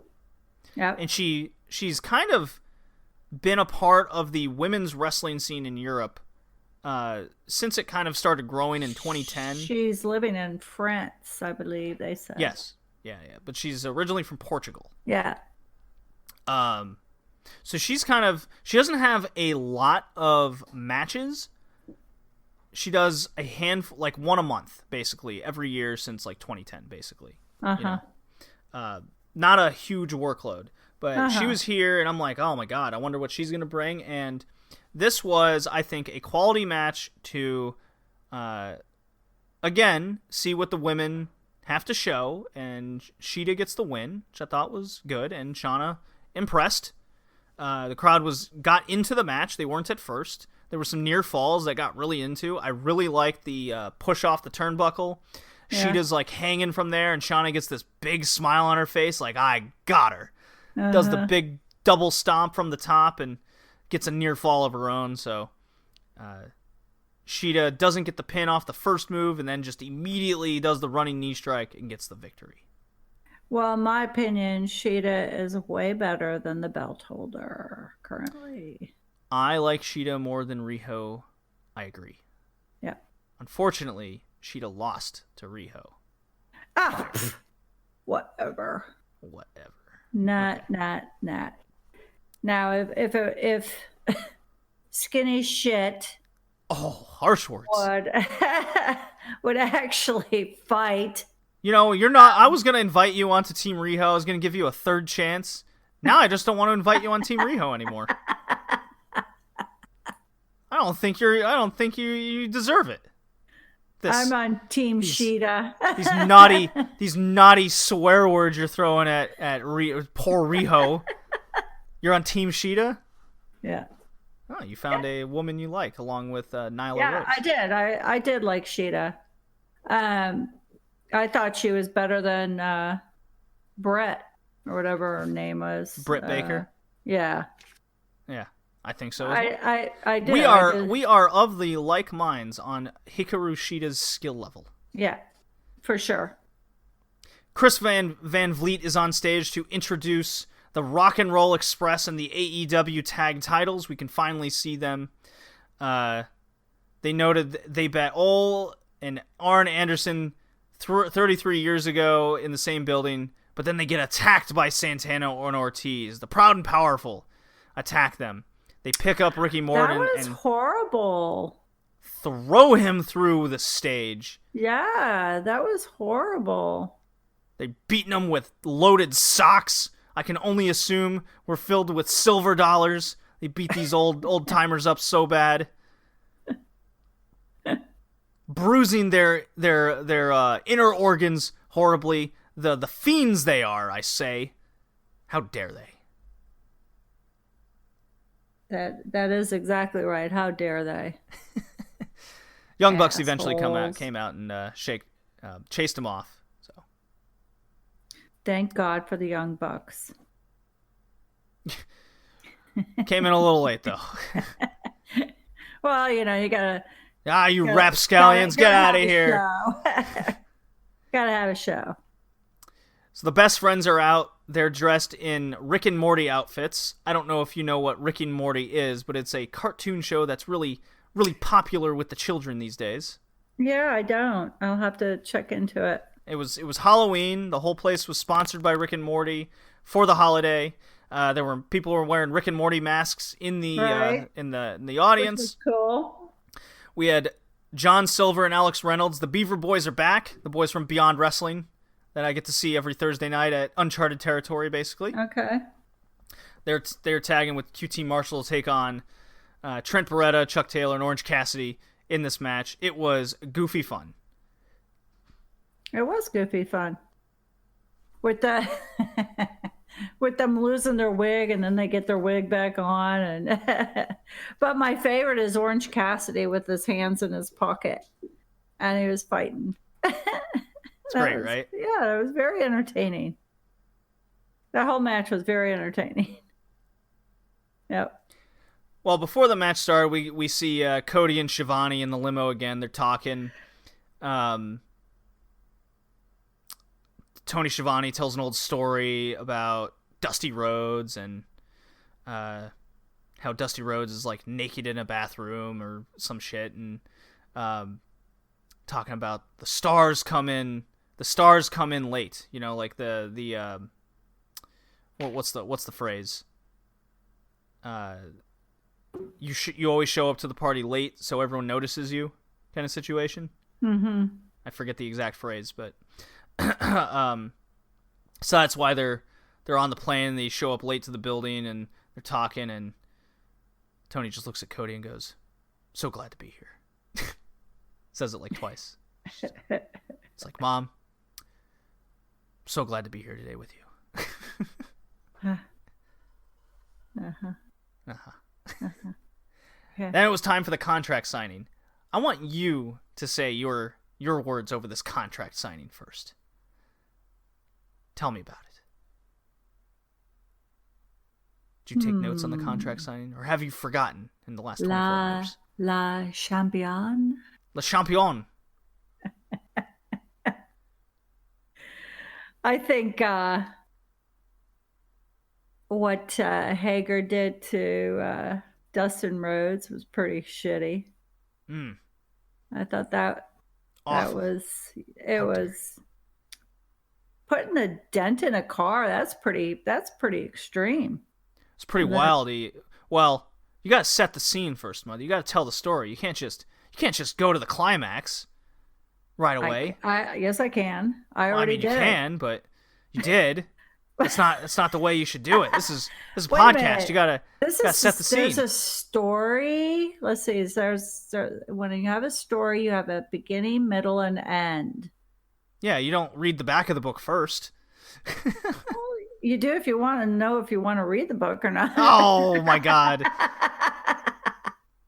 You don't read 50 Shades of Grey and it's like, wow, they had sex. All right, we're done here.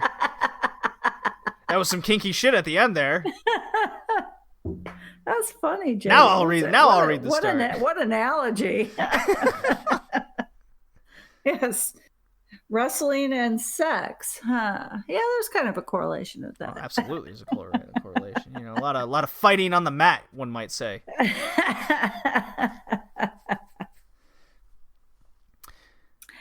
So, well, they start with you know pretty much drama, you know, with Cody walking in with what's his name? Tell me his name. Yeah, him. Tony Schiavone, as Jericho likes pronouncing it. He's been doing it forever. Purposely pronounces his name wrong. It's great. Well, Jericho's such a jerk anyways, you know, and he's gonna fuck with everybody. He's just he's turned into an arrogant jackass is what he's turned into. Well, he's Le Champion. Right. Mom, he was on this stage. That's going to be a 60-minute fight. Well, there's a time limit of 60 minutes. It doesn't mean it will be 60 minutes. I think it'll be 60 minutes, and I think it'll be a draw, and La Champion will continue to be La Champion. The judges will deem the champion victorious. Yeah. That's the little stipulation they had. So, Jericho's on this stage, Mom. He's got his feet up on the table. He's got his dirty blonde hair all straightened out, sunglasses inside, belt on the table, and he's wearing it's not even a jacket or a shirt. It's like a blazer with no shirt underneath. It's purple. It's got big pumpkins on it because it's Halloween. Right. He looks ridiculous. And I love it. Because he is ridiculous. I think his name should be Jericho Ridiculous. Ridiculous Jericho? Maybe that would be better. I don't know if that's gonna catch, Mother. I don't know if that's gonna catch on. So I'll think of some name for him. I was very skeptical when they announced, we're gonna have a contract signing, because I've seen so many of these, and they all end the same way. And Jericho and Cody allude to it. It's like, we could just stop this now and fight and have a little brawl and tip the table over or whatever. It's like, yeah, we've seen a billion of them. Or someone like comes out and jumps them and then they beat them down or, whatever. So I was very skeptical of this. I was like, all right, what is AEW going to do differently here? So Jericho's kind of hinting. He's like twitching at him. Maybe you can catch Cody off guard, beat him up while Cody's on his toes. Then they shake hands. Jericho wasn't able to jump him during this whole contract signing. They talked there. When he stood up and scared Cody. Yeah.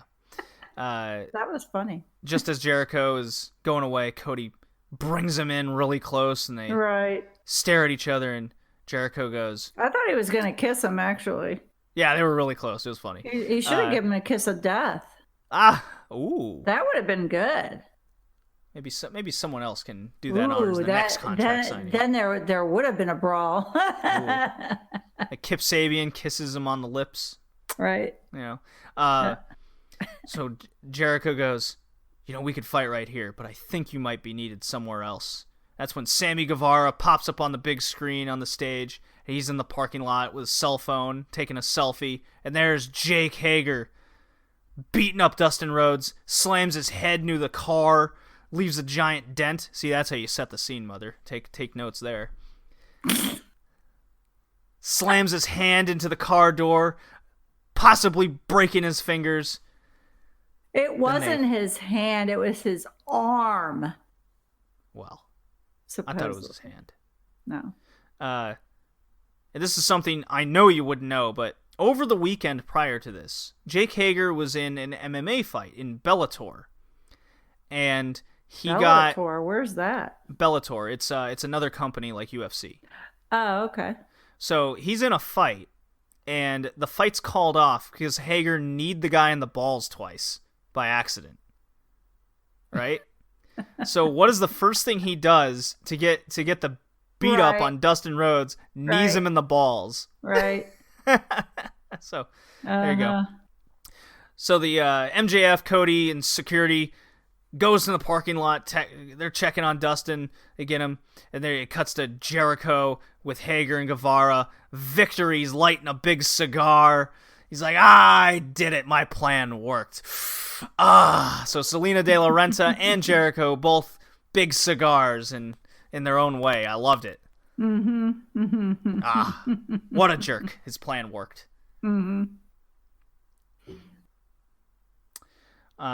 Six-man tag match. Kenny Omega and the Young Bucks, they're dressed up as video game characters. You know that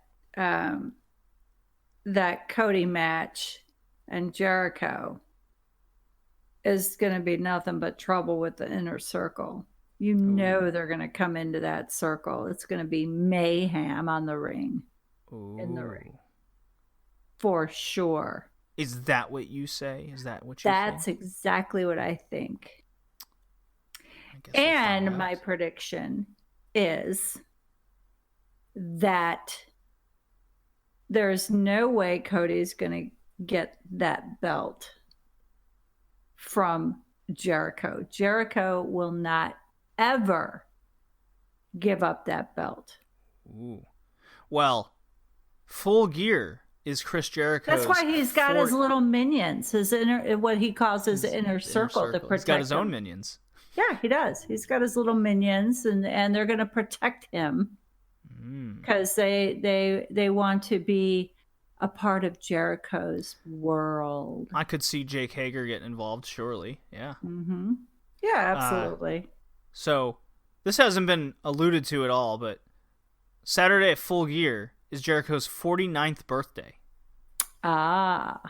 So he's very confident and cocky about his match coming up with Cody. And this clearly means a lot to Cody. He's being very serious about it.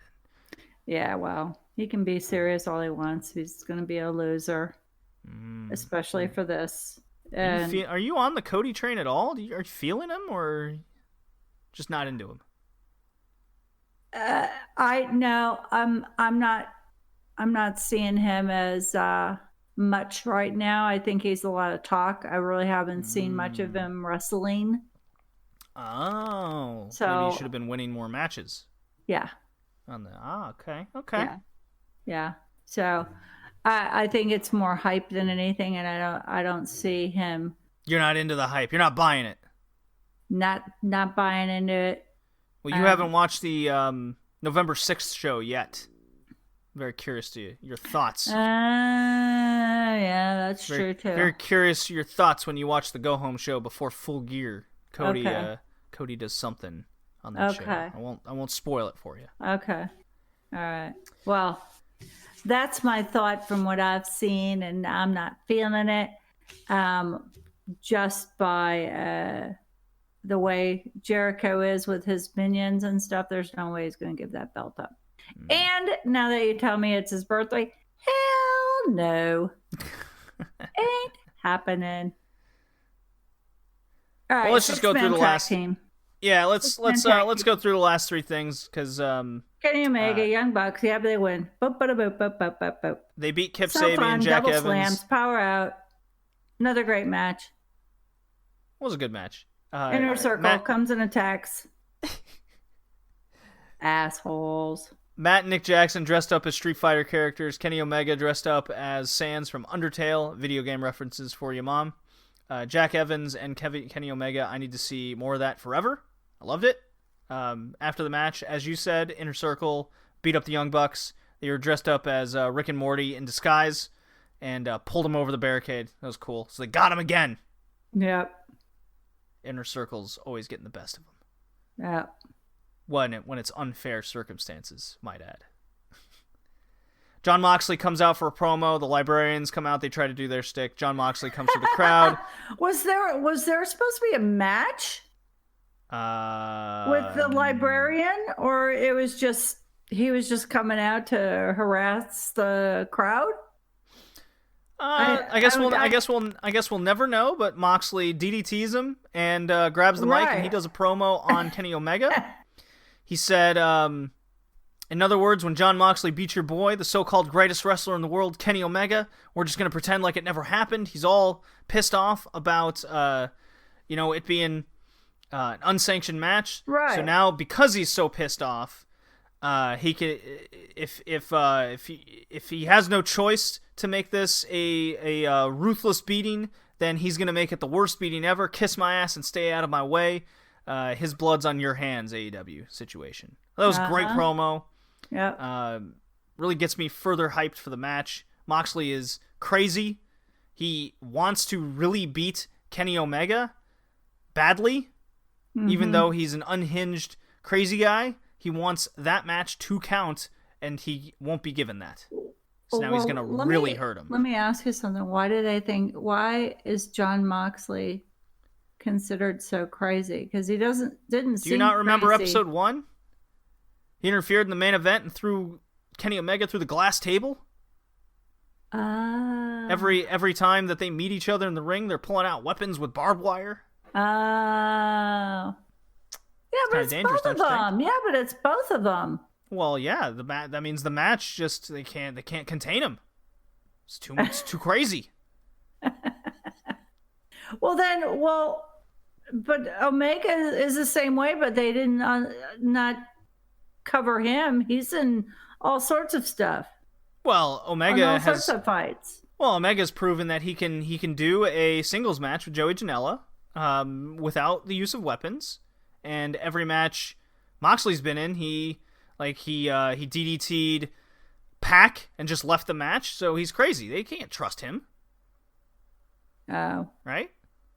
I guess so. Main event: Lucha Brothers versus SCU for the tag team titles, the first ever champions. Match went about 12 minutes, Yay! So that's kind of their thing. I'm glad SCU won.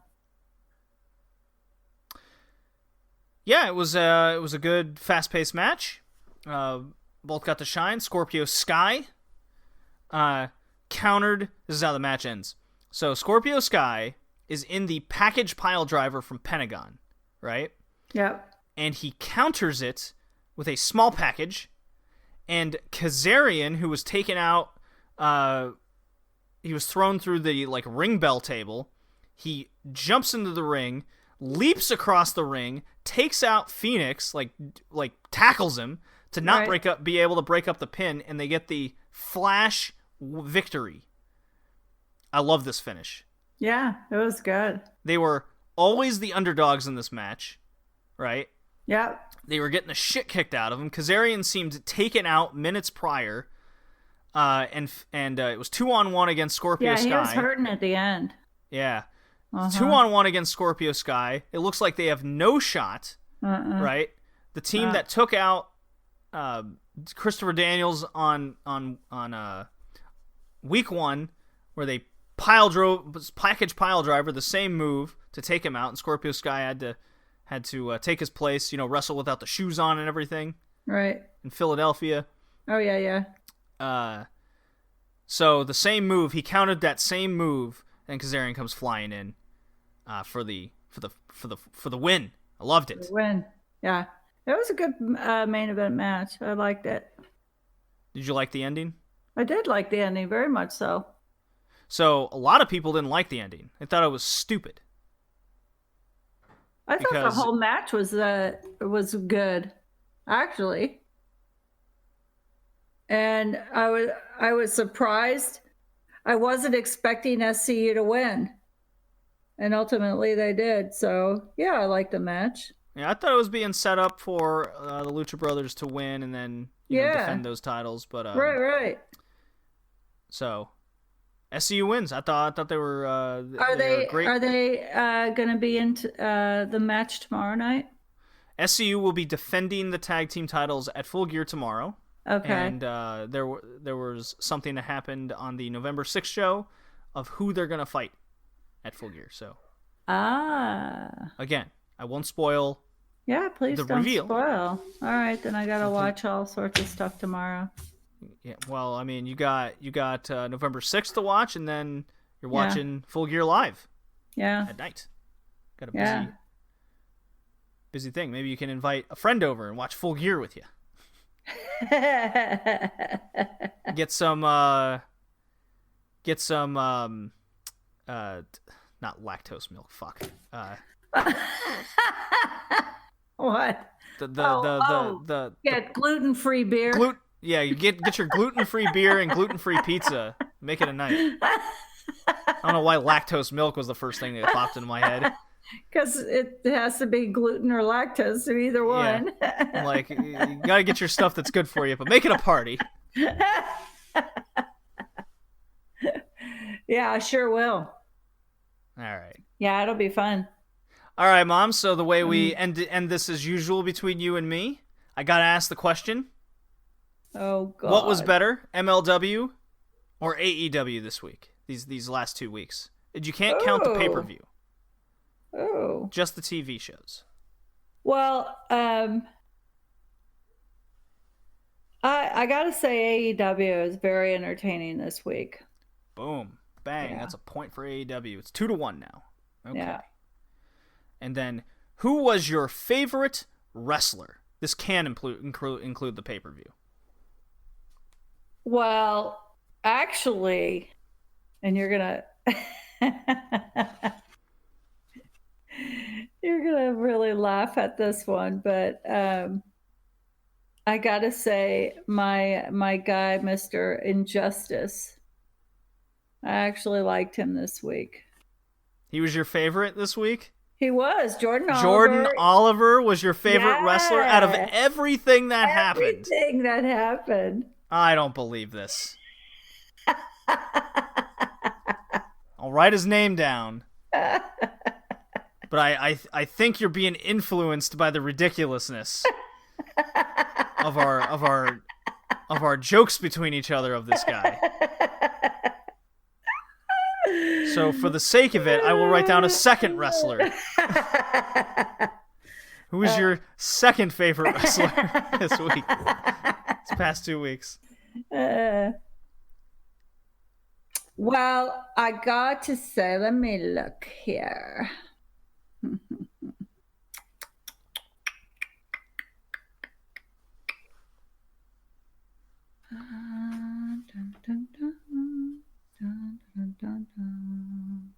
Oh, I don't like him at all. I'm not a fan of him. Filthy Tom Lawler. I don't like him. Aww.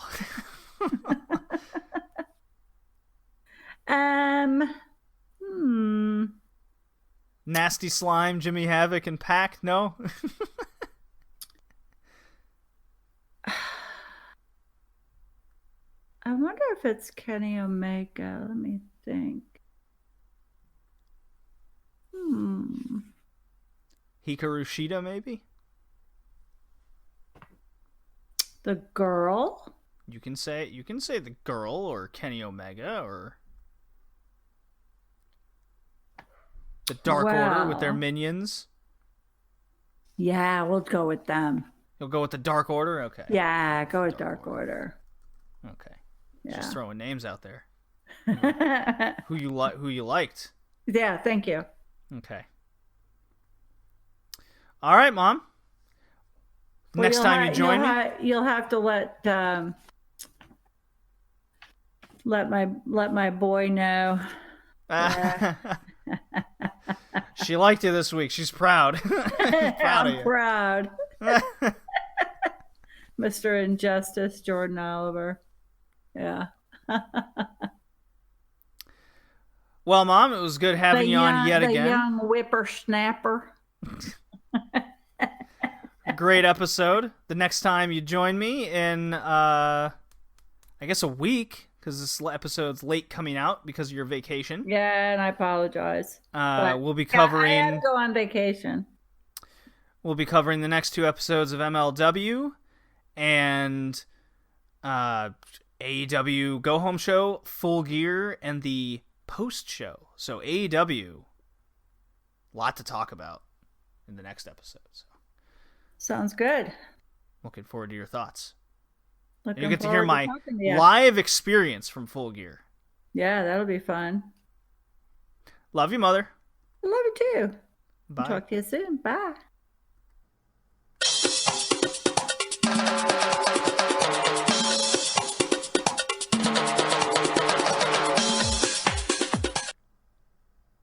Manami Toyota, love your music. Really gets me hyped to talk about the All Japan Women Classics from Purosha Dream and Samurai TV. This is episode 6. A slew of months have passed. We are up to 1985. It is April 2nd, venue Aichi. We start out with the three WA tag titles. It's a 2-3 falls match. It is still Dump Matsumoto and Crane Yu, champions, taking on Lioness Asuka and Chigusa Nagayo, the Crush Gals.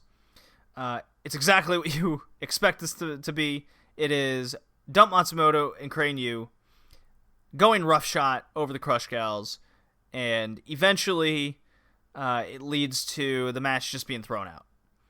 And that kind of sets up a month later a rematch. Well, it sets up a rematch where the Crush Gals win the titles back, and then the next month, Dump Matsumoto and Crane Yu are no longer. Crane Yu, I think, retired, and that brings in a special guest. So, yeah, it just got crazy with the kendo sticks and everything in this match. At this point, I'm now in the 6 episodes, and if you've listened to the previous 5, they all kind of go the same way with these 2 out of 3 fall matches. Dump Matsumoto's group goes crazy with the interference, gets a fall. Crush Gals fight back, get the second fall almost immediately. They have a third fall where Dump and the crew will do some hardcore spots. And then in the end, one gets isolated, and the Crush Gals run roughshod over the isolated person, and they get the third pinfall. In this case, it just gets thrown out. Too many, it just got out of hand, and the ref announces something or another about the tag titles. Whether they were stripped of them or something. Not sure. The two interesting matches actually came from Mexico, of all places, 1985, May 12th. This was highlighted by the Crush Gals going up against... now, 100% honest here, I know nothing about women's wrestling from Mexico in the 80s. I know, shocking. Not really on my list of historical things I've looked up. So this was new. Like, no idea who these people are. Crush Gals are against Lola Gonzalez and Rosa Maria. And the Mexican duo, I'm assuming they're Mexican, just because it's in Mexico. It could be from any place in Latin America or South America. Well, let's just go with it. I didn't think they were that great, but the Crush Gals made them look good, if that's the case. A lot of submission holds, a lot of shoot wrestling styles. I just don't have a lot to say about it because I just don't know who these two are that the Crush Gals are against. It was just a lot of holds. I just couldn't get into it. But the one match I could get into was the 3WA Championship, 2 out of 3 falls. Jaguar Yokota against Patera Serena, whom was real good. She's a star. This was a wrestling match. So, Jaguar Yokota was actually on the defensive the most of the time. Patera Serena had this... You know what? I talked about Jake Lee at the top of the show with All Japan Wrestling and how he has this like kickboxing style. That's kind of what Serena did. She would kick the legs out of Yokota. Yokota would sell it like $1 million. Like, it's the most devastating thing she's ever felt. Serena would follow up with knee holds and knee bars and half crabs. Everything she did was working on Jaguar Yokota's legs. It just built up to the babyface comeback. Jaguar Yokota comes back and she hits this. It's not the J Driller and it's not a tombstone. It's like a reverse Tiger Driver that she just dumps Patera Serena right on her fucking head. It just looked like she killed her. And I was convinced she died. This looks hard. I should really make a gif of this and put it on Twitter at BowlingJD. RedLeafRetrocast.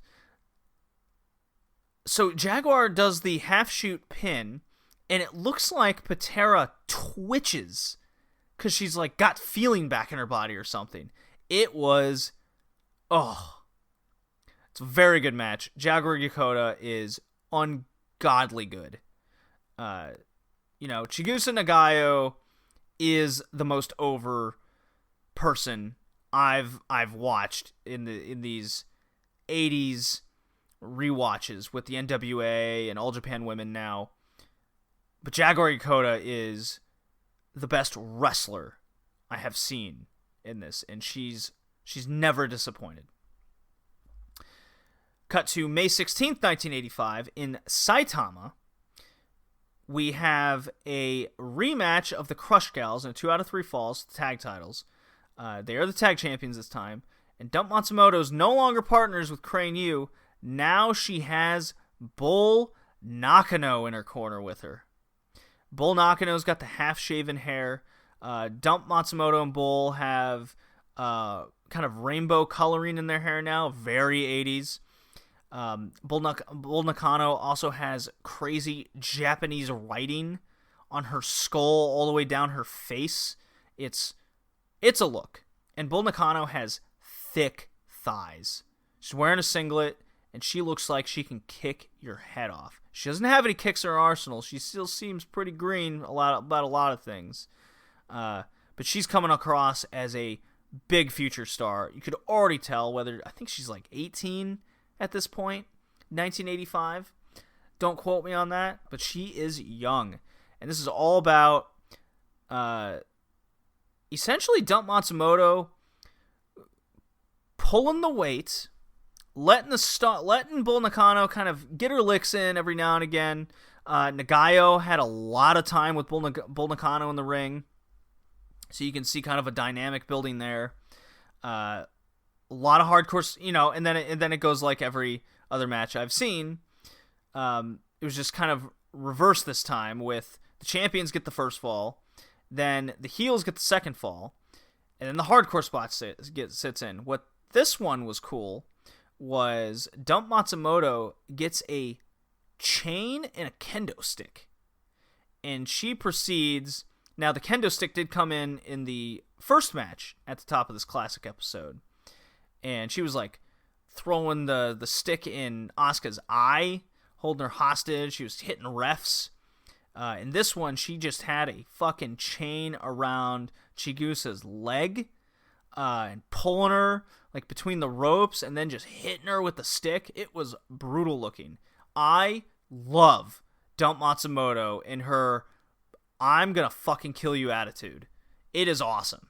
Now, do I agree with the whole heel ref and third and fourth refs on the outside? That is baffling in this history-taking watch. I don't know what it's all about. The heel ref coming in and breaking up a double sharpshooter. Well, no. Nagayo had the sharpshooter, and Asuka had a figure four leg lock. And then a heel ref comes in, slaps them both out of the thing. But in the end, Crush Gals do get the win. It is definitely my most divisive All Japan Classics that I've seen so far. I'm getting a little overexposed to watching the Crush Gals every single episode with kind of the same dynamic match. So hopefully with episode 7, get maybe a Bull Nakano singles match again, or maybe see another Jaguar Yokota, someone else. I get the Crush Gals are like the big draw. Maybe even a different opponent, because I think it was the Dynamic Girls, like that kind of. So here's hope and fingers crossed. And that was All Japan. Let's move on, shall we? Oh boy. Okay, I gotta play a drop here. I'm not prepared. Oh god, what do I play, guys? Oh no. There it is. Okay, I can totally do this one. R-E-D.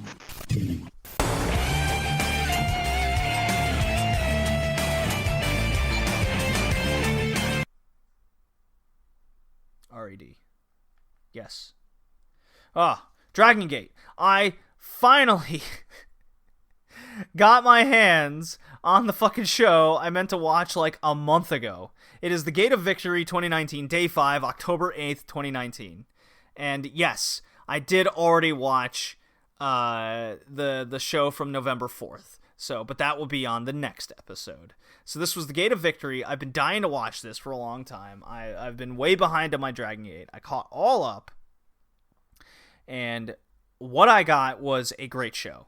This Dragon Gate show was awesome. I'm so glad I watched it. There was a 3-way match. There was so much story on the show. Three-way match of Keisuke Okuda defeating Hyo Watanabe and Kaito Ishida by DQ. It went 9 minutes, and here's the story. Hyo Watanabe shockingly quits Mochizuki Dojo, right, on the night before, and oh my god, what am I saying? He quits Mochizuki Dojo, viciously attacking Okuda with a chair. So the dojo was Watanabe's idea, right? But a whole year has gone by, and the dojo isn't really together as a unit, and they haven't won shit. So they're a bunch of losers, right? Like Shun Skywalker, like he quits the group because he wants to go off on his own, because it's, he's not getting anything out of it. Now Watanabe's pissed off, and so he announced he was joining RED. So Pac is no longer with the group, so they got a member back. So although Yuki Yoshioka and Kota Minoura both expressed their desire to get revenge on Watanabe, it was Mochizuki himself who'll face Watanabe at the Cork and Hall show, which is taking place, I believe, yesterday, which I need to watch. So, interesting. So Mochizuki Dojo is fucking finished. Let's face it, bunch of losers they are. Masato Yoshino defeats Shun Skywalker in a 5-minute 11-second match. Guys, this is the best high-speed match of the year. Go out of your way to watch it if you can find it. Skywalker gets to jump on Yoshino as he's on the apron, proceeds to hit all of his crazy, awesome high-flying moves. From running springboard cross to the outside, the rope walk moonsault that he does that scares the shit out of me to the outside. He hits a double knee moonsault, but alas, in one fell swoop.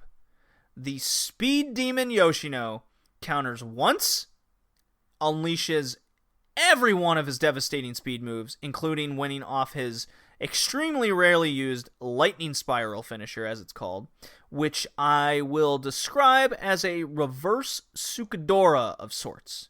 So it's like the wheelbarrow, the side wheelbarrow move that Fujimoto uses. But he does it kind of the opposite direction, if this makes sense. So yeah, done it out in 5. Yeah. Yoshino is the number 1 contender, no doubt. Exactly 1 year later, here's the story here, after Yoshino defeats Ben-K in a title defense of his, just before he lost the title to Pac. So it's good storytelling. Then, in the Ultimo Dragon Camp versus RED feud that's been going on in the house show circuit, which I kind of skipped a lot of it, fast-forwarded through a lot of it, because Dragon Gate, from the show perspective, is hard to get into because it's got a big house show feel. So I tend to pick and choose a lot of the matches, and if like something story-wise happened, then I'll, pay closer attention to that. So the point being is RED has been feuding over the last month with anything associated with Ultimo Dragon. Okay, so it's RED versus Torimon. This is what it's called, and it was taken to the next level here in this match. So during the recent Red assaults on Ultimo Dragon, Yasushi Kanda of RED never laid a hand on Ultimo Dragon, his former teacher. And you didn't really notice this until like 3 or 4 shows gone by. And I don't think I would have noticed it unless someone didn't point it out to me on Twitter. So, when given the chance to finally hit Ultimo Dragon, he instead cracks Eita square across the head with a big box. So, there you go. He would never hit Ultimo Dragon with a box. He's done with Red. Kenichiro Arai joins in on the fight with the former Torimon classmates. That is the Dojo Ultimo Dragon. That's the name of it. So Ultimo Dragon gets 2 new members on his side to fight against RED. But not to be outdone, Eita, the dick that he is, reveals RED also has 2 new members. So he's got to keep that number game up. He brought a pair of really strange, suspicious characters, and they're wearing freaky little demon masks. Their identity was going to remain a secret, and they would not be wrestling until Eita says otherwise. Ah, what a hero he is. And in the main event, the Open the Dream Gate title match, Ben-K taking on Masaki Mochizuki. It went 20 minutes, and if we remember, Mochizuki won the Battle Royal at the Secret show at night that I covered. Or was it the show before that?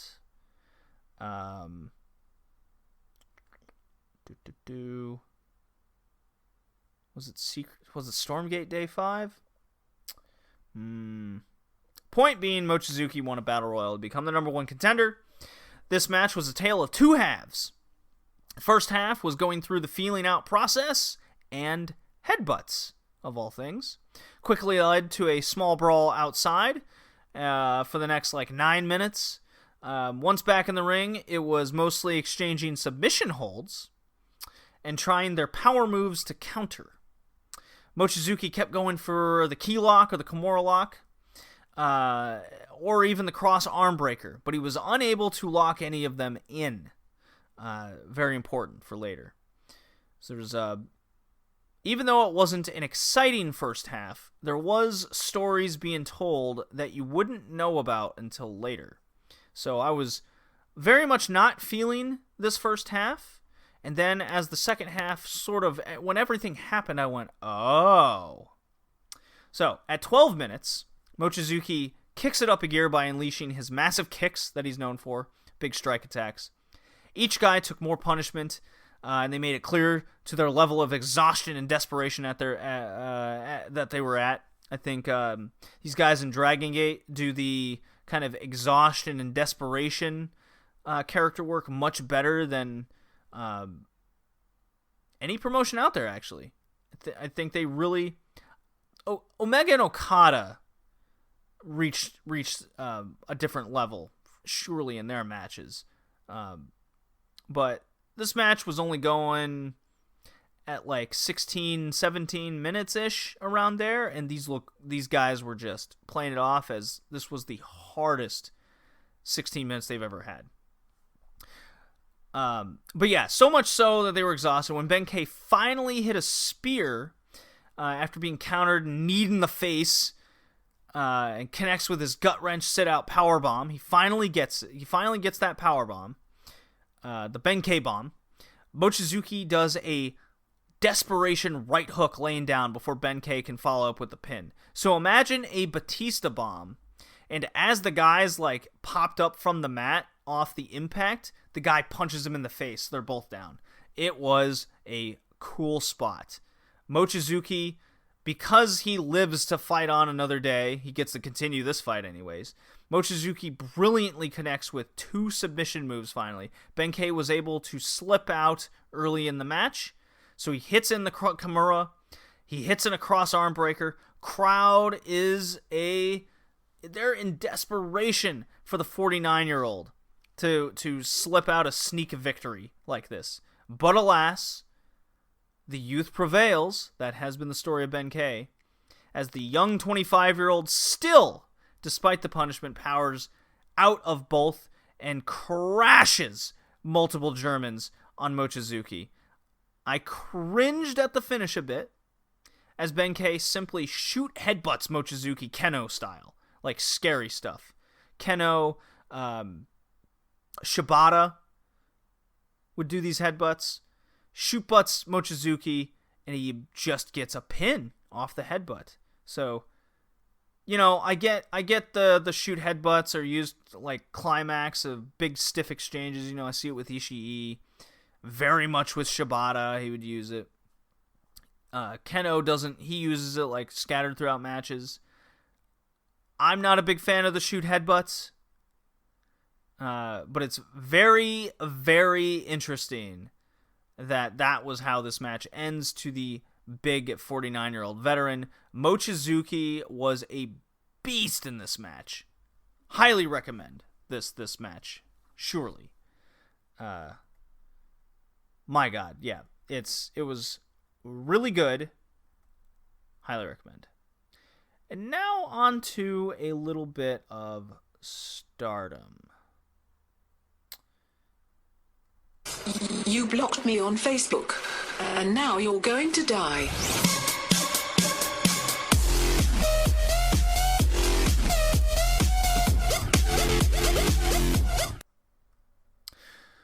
Alright, so for once I don't have a lot of things to say about Stardom. It's just a lot of... The matches aren't overly impressing me. Their tag league is going on. So I watched the Masked Fiesta. It's just a fun event. People cosplaying and getting different characters. It's a fun show to go check out.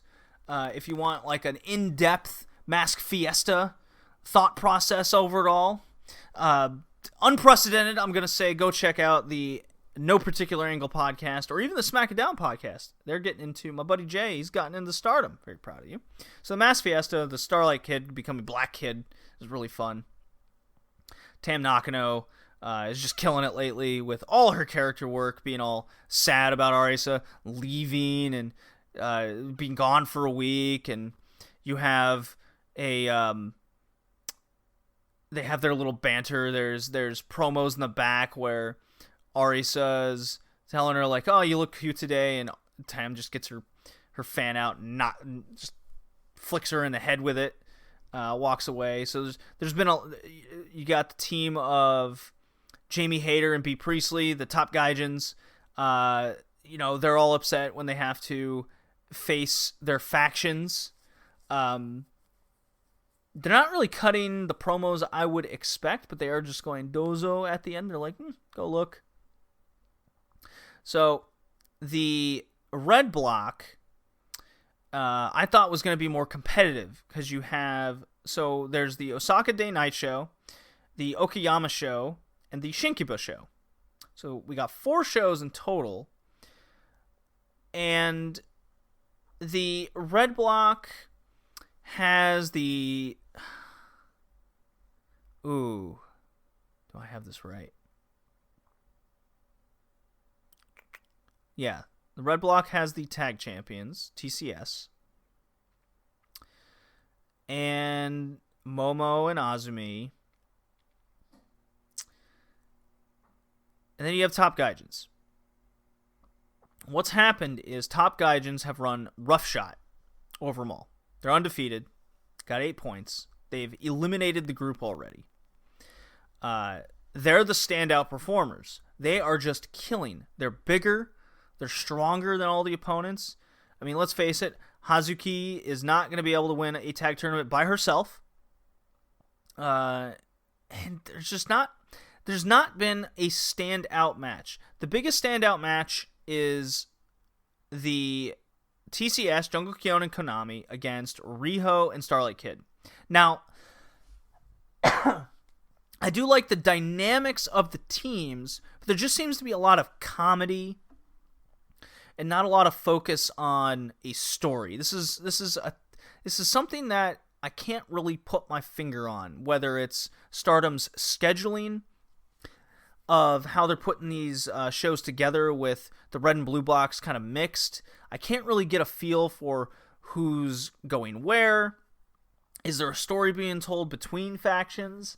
There's no 3-ways, there's no 4-ways, there's no 3-way. I mean, there's faction dances that they do, just not feeling the tag league vibe. Do I think the matches are better than last year? I do. I think the matches themselves in a vacuum are better than last year. But I think the story last year was much more coherent with who you can tell is going over, who you can tell is heading where, who's doing well and who's not. It almost seems like this is kind of this comedy and focused party. You got the Drunk Queens, you have Hana Kimura and Death Yamasan, you have Hana Death now, which is, I mean, don't get me wrong, everything's entertaining. I am definitely entertained, but from a wrestling perspective, I'm just not feeling it, right? I could watch the Drunk Queens dance in the crowd and drink Sapporo all day, or Asahi? I think that's the beer that they're drinking, actually. I could watch Riho and Starlight Kid do 619s all day, right? But I do recommend the match of Riho and Starlight against Jungle Kyon and Konami. Jungle Kyon and Konami losing matches and getting draws. Jungle Kyona's got the big she's singing, she's clanging the belts together with Konami. She's doing all the promos. She's trying her best to get this thing over. After the Shinkiba show, Mayu and Arisa do their... oh my god, so I gotta mention this. At the end of the Shinkiba show, Jungle Kyona and Konami just went to a draw with Rio and Starlight. Mayu and Arisa cut promos about their singles matches coming up. Arisa's defending the white belt against Jamie Hayter, and Mayu's going for the red belt against Bea Priestley. They cut their promos. And, Bea Priestley's been calling Mayu a bunch of names. You're only the icon of getting injured, and Mayu is just the most beloved babyface, the icon that's like a 2-year journey of getting back to the top. At the end of the promo, Mayu cracks Arisa in the face upside with the mic, and you hear this big thump, and they just laugh, and it's like, oh my god, they're just so dorky, and they're so perfect for each other in a faction. It's unbelievable. And they're about to close out the show, and then Jungle Kiona comes, and she just has this look in her face. Grabs the mic. Yeah, we're the champions. We're going to close the show.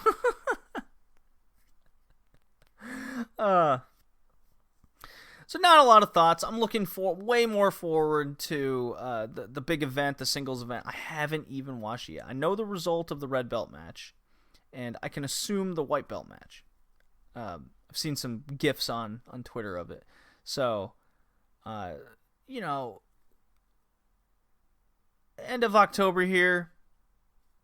Let's call it a rest period for me with Stardom. Let's go with that. No ice ribbon. Nothing's been posted, so I don't know what the deal is there, but hopefully you enjoyed the Gatoh move and the talking a little Tokyo Joshi Pro at the top of the show. Hope you enjoyed the Stardom. You want more Stardom talk? Definitely go check out the other podcast I named. And let's move on to progress.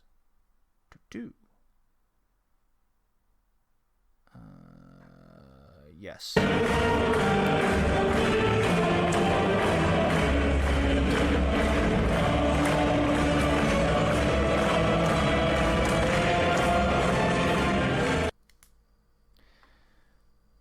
All right. So, Progress Chapter 96, True Friends Stab You in the Front. I'm just going to read what I got on this paper because it was a okay show. Eddie Dennis cuts a long promo to open up the show, just burying the fans and burying the promotion despite him literally iterating. He's been there since day one and on a whim decided to take over and cash in his contract to win the title. He gets the crowd in the palm of his hands, even to the point of getting cheered after he sees a cheeky fan in the stands with a replica title. And he says, anyone can purchase a replica belt, so put the shit down. Crowd goes nuts. He gets a big grin on his face, gets back on track. He's like, I have you in the palm of my hands. I get you to boo me 1 minute, and I say my lines and get you to cheer me the next. Not a bad way to open the show, but unfortunately, this would be the only time we see Eddie Dennis. No Mark Andrews, no Angle on the show. Massive misstep in my eyes. No one called him out. Nothing. So we have no direction for the main title whatsoever. Proteus title match. Paul Robinson defending for the first time, the Proteus title. He's going up against Travis Banks. He beats his ass. They have a kick-ass match that consists of ripping up the mat and exposing the boards. LAX, Lucha Bros style, Gargano Ciampa stuff. Tough bump affair to say the least. Really emphasized how serious Paul Robinson, Mr. Robbo, is taking the title and its stipulation that he did, where you can only submit or knock out your opponent. So Robinson uses the boards. He curb stomps Banks into the boards, ground pounds Banks to unconsciousness, so the ref stoppage. So there's your knockout finish. Brilliant first match for the title. Post-match, TK Cooper gets some heat by beating up the delirious Banks. We have a singles match. Danny Luda defeats Toni Storm via roll-up. Storm tries to put her over in a promo to go after Satomura. Not really feeling it, especially with a roll-up finish. It's not a convincing victory. So now you're a weak challenger going in against a strong champion. the match of the night was definitely Ilya Dragunov taking on Kara Noir. Dragunov does end up getting the win. So much like Kara's previous big match encounters with top-level talent, he loses in a valiant effort. Now, a rematch was announced for 97. So I have a problem why then Dragunov had to go over clean here. When will Kara get his big victory? You know, he's lost to Pete Dunne, he's lost to Pac, he's lost to Dragunov here. You know, he's had great matches, but when's it coming, right? So now with a rematch, will it be 50-50 booking and they get a third match? That could cause an issue. Does he lose again? What's the point? It just seems so weird if... So Kara Noir is clearly the future of the UK indie scene, right? And he could be primed for the top in Progress or any other promotion. So my only conclusion here is they just want to have singles matches. There's no plan for Kara Noir to be at the top yet, and they don't have a plan for Dragunov to be at the top because he's in NXT UK now. So the best I can assume as a fan is this kind of means nothing except be entertained by a good match, which it doesn't feel like Progress, right? That makes sense. So the main event was the tag team title match. Devlin and Scotty Davis, Team OTT, if you will, against grizzled young veterans James Drake and Gibson, trying to get their tag titles back. Decent enough tag match with an interesting finish. GYV takes out Davis with a slingshot. Gibson has a tombstone set up on the outside on the floor. James breaks slingshots over the top rope to the outside, and they do the assisted pile driver. So something you would see the Crush Gals do, if you will. So Devlin was actually, he jumps and misses James Drake upon that slingshot. So Devlin is on his stomach looking at the devastated and taken out Scotty Davis. Devlin now alone gets the shit kicked out of him because it's 2-on-1. So this is very Crush Gals-esque, if you will. GYV goes for a Doomsday device, which Devlin reverses into a Spanish fly, kind of botches, but he does land on Drake for the pin because Gibson cockily turned his back in confidence that they won upon Drake coming off the top rope. So, of course, he looks like a big fool when he finally realized that he did not, in fact, win the tag title. So, a funny finish, kind of strange. Take it for what you will. And I haven't looked at the total card for 97, but I do know that Dragunov Noir are having another match. And that was Progress. I'm not understanding why you wouldn't have a main event title picture in the future. I assume that's coming at 97 now. Anyways, it's time to talk New Japan. My God, this podcast is going on and on and on and on. Yet again. Over 3 hours.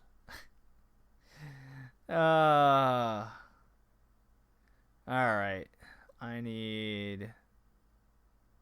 Yeah, sure. I'll play Night.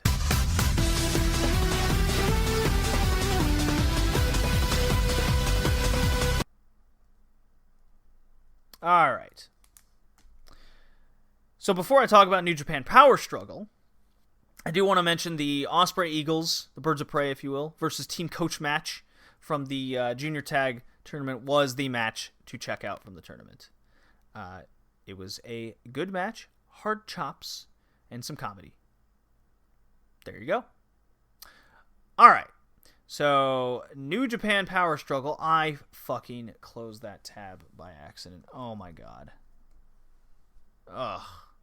Disaster I am. Give me Power Struggle. Thank you. Okay. So, a fun show overall. You know, everything was basically a recommended match, really. You had the 8-man tag that got to show off the young guys. TJP gets the victory. I believe that's who got it. Followed by ELP and Ishimori defeating Eagles and Romero in a fun tag match. I guess Suzuki-gun LAJ was kind of skippable. Tanahashi and Ibushi team up to take on Okada and Yoshihashi. You can know who ate the pin in that situation to kind of build up the Wrestle Kingdom match. Naito defeats Taichi in a affair. Just Taichi, it's Naito Taichi. You've seen it a million times. Taichi does his shtick, rips the pants off, super kick, Naito wins, whatever. Roppongi 3K defeat Desperado and Kanemaru for the Junior Tag League Finals, so they win for the third year in a row. They tried to put a story between Desperado coming back from injury and Kanemaru, they're being the veterans. They're doing heel things. Bushi getting his thing with Ospreay, and that cost Birds of Prey their spots. Roppongi 3K again, it was a good match. Maybe shouldn't have given it to him 3 years in a row. Kenta and Ishii beat the shit out of each other for 20 minutes, ending with Kenta giving Ishii 2 GTSs to really hammer it home that Kenta is the fucking openweight champion. I like this match better than their one at Royal Quest, actually, because Kenta didn't get clocked as hard. So that was really cool. He feels like Kenta again, and this feud with Ishii is very appropriate. Did I put them? No. Okay, that makes sense, yeah. And then you had the match of the night. You know what? I'm actually going to go talk about the Intercontinental title match first. That's Jay White defeating Hiroki Goto in 27 minutes, 40 seconds. Now, this one gets a lot of flack because Jay White's very calculating with his style. He does the Taichi thing where he stands out on the outside every time before the match starts. It's kind of getting in the quote-unquote head of your opponent. It was a very solid match. Jay White's excellent at his heel role. I think the problem is, I've said Goto can work with anybody. He's very solid. He's an unsung hero. But Goto in a main event situation is so unbelievable at this point. Non-believable. You just don't believe he's going to win anymore, in these big situations. He gets that small push and then he loses. He gets a small push and then he loses. So, post-match, Jay White wants his fucking confetti, but these douchebags all want the double title with Naito, Ibushi, and Okada. Okada only wants the IWGP title, so he's like, you guys figure out this Intercontinental title situation. That's not my concern. I'm concerned about Wrestle Kingdom and defending the title. So, this could go a number of ways. And I think we're on a crash course for Jay White, Ibushi again. And let me explain why. Ibushi wins the G1. He's the big baby face. He's one of the biggest baby faces in wrestling right now. He beats Okada on night 1. Goes into night 2, where Jay White has beaten Naito for the IC, retained the IC title. And then you get your G1 finals matchup. That is my true prediction. Now, do I believe Okada is just going to retain and then beat whomever, Jay White or Naito? It doesn't matter. So he sets another record is something I'm not against, but man, how would that make everyone else look? I think it's Ibushi's time. You have to do it. Ibushi wins the G1, then he gets the 2 titles. I don't see the heel doing it. What I do see is the heel being the guy who can be defeated after he gets a big first win. Hope that makes sense, people. So, Will Ospreay and Bushi go for the junior heavyweight title. Bushi's set up, a kind of good little rivalry here. And they have a 16.5-minute match that tears the fucking house down. This match had no right to be this good. But Will Ospreay, in 2019, is ungoddamn deadly in the ring. And he will put on a 4.5-star match in his sleep. Right? I've never seen Bushi this good in, like, a year and a half. It's ridiculous. I like watching Bushi, but I never believe he's, like, primed for big things, because he's the guy who eats the pin in LIJ, right? Everything Ospreay does is just so crisp. It's so enthralling with his athleticism. The best spot in the match was something I just couldn't... No one could predict this. Bushi goes for the Black Mist. Ospreay wraps his lips around him, sucks in the mist upon a ref distraction, and mists Bushi instead. And Ospreay's on the ropes, and he's got the mist, the residual mist on his hands, and it's over his face. He gets this big smile. It's like, I did it. Oh, it was awesome. Doesn't get the pin. Bushi does mist him back, because he's like, I'm gonna fucking do it to you. And it just goes from there, and Ospreay retains, and then he lists off post-match that he's beaten everybody, and what happens is such a goosebump feel-good moment. Is the time bomb intro comes out with Toro the cat, and Hiromu Takahashi comes back after a serious neck injury over a year and a half, and he's challenging Ospreay for the junior title he never lost, or he never got a chance to go for. No, he lost it, yeah. It was vacated. Right? Ah, fuck, I don't even remember. It's been so long. Takahashi, I missed you. Can't even remember what happened at Best of Super Juniors last year. Ospreay's all excited to see him. Takahashi is just kicking his own ass. He's bumping. He's throwing himself in the guardrail. He's like, he gets on the mic for a second. He's like, people say I'm injured, or can I take a bump or whatever, and he's just kicking his own ass. He's doing neck stands and back bridges, and he's like, Michael, give me Mike. Cuts a English promo on Ospreay, and Ospreay holds the title up. Hiromu licks it because he's so unique. He's wearing just ridiculous clothes. It's great. Hiromu, good to have you back. They're having a match at Wrestle Kingdom. It's going to tear the fucking house down. I hope no one dies. Yeah, power struggle. It was good. Good, lots of good setups there. And now, I can move on to the last segment. Whew. Whew, whew, whew.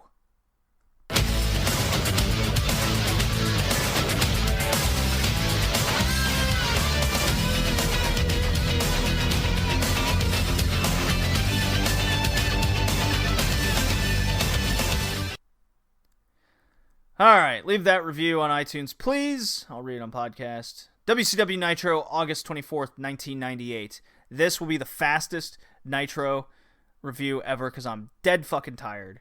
I gotta get this out. So here we go. Start off the show in Chicago with Hogan and Bischoff coming in the ring via limo. Then they walk into the arena because they gotta take forever. Bischoff on the mic, holding a pen, he says. He can keep anybody out. Like how he kicked out Vader, Johnny B. Bad, or anybody. And like Eddie Guerrero, referencing Eddie's baffling promo from last week. Hands over the mic to Hogan. He spews a bunch of his usual Hogan mantra. Loses his voice for the second week in a row, which I kind of laughed. First match sets out.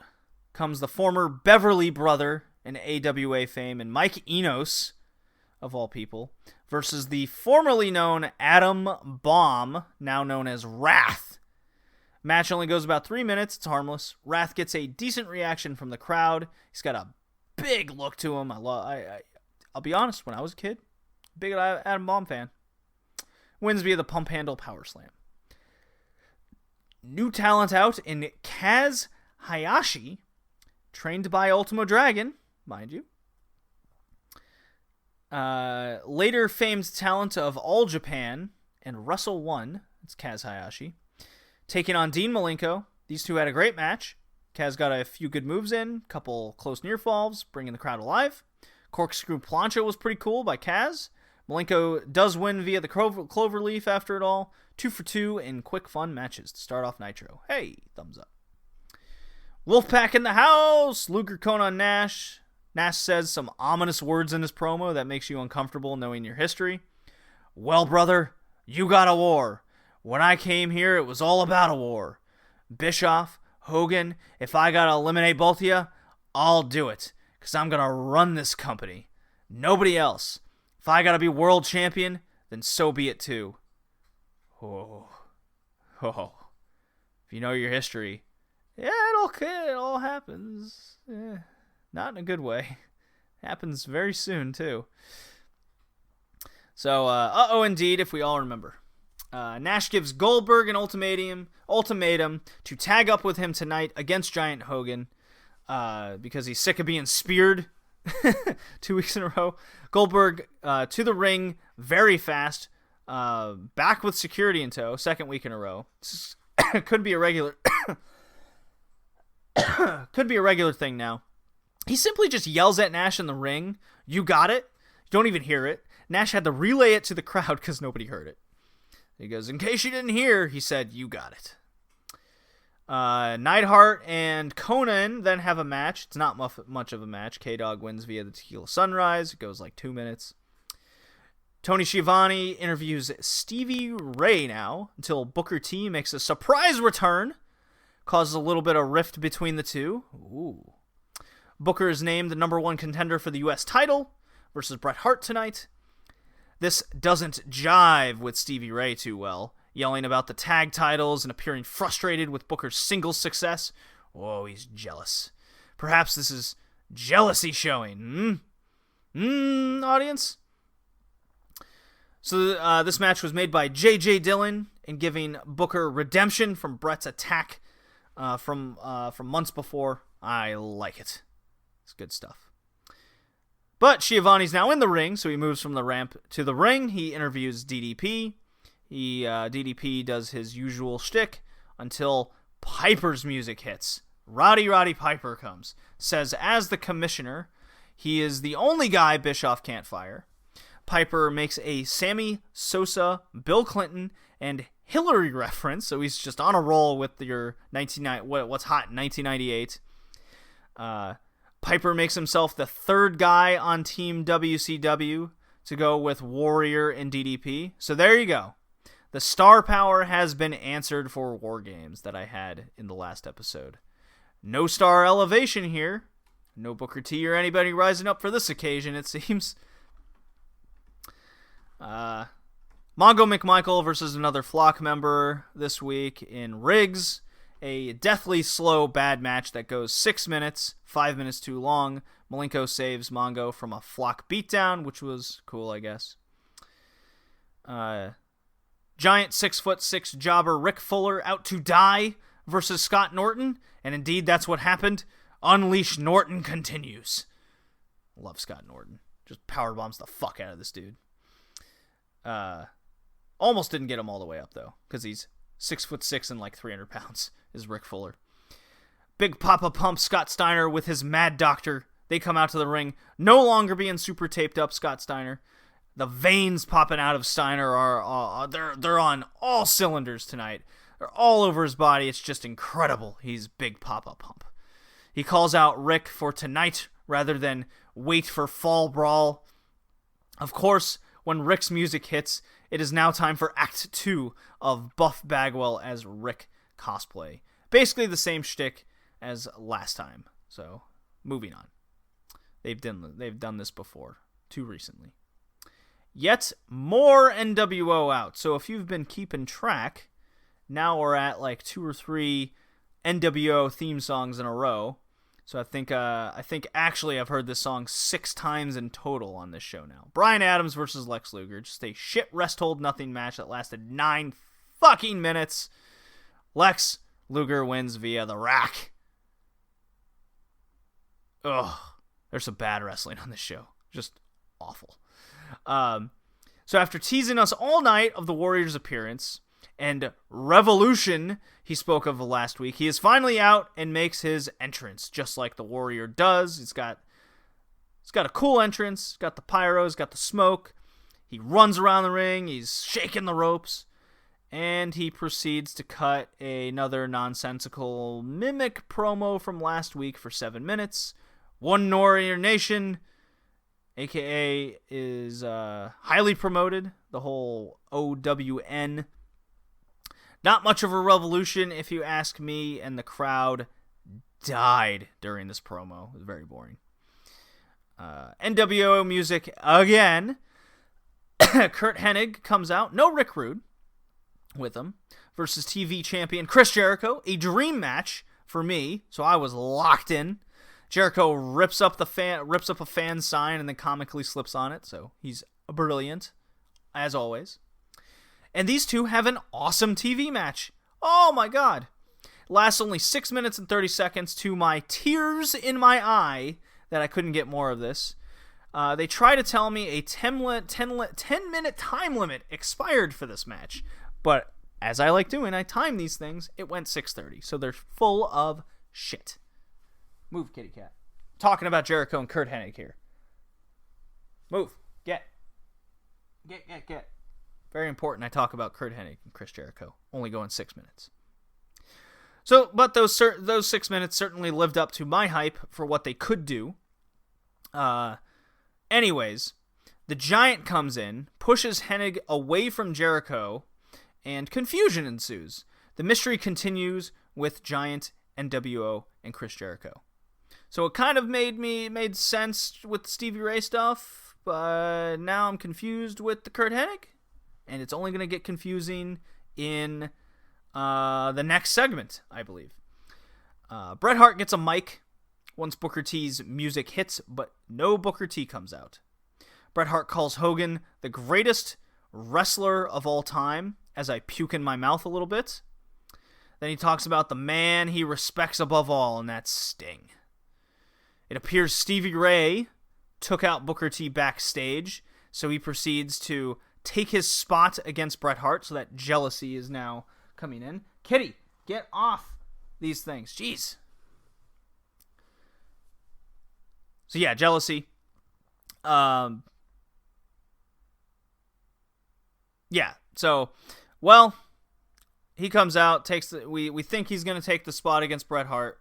I guess the idea was we're supposed to think someone took out Booker T, but they were arguing, and it was very clear it was Stevie Ray. So Bret Hart then offers for Stevie Ray to join the NWO.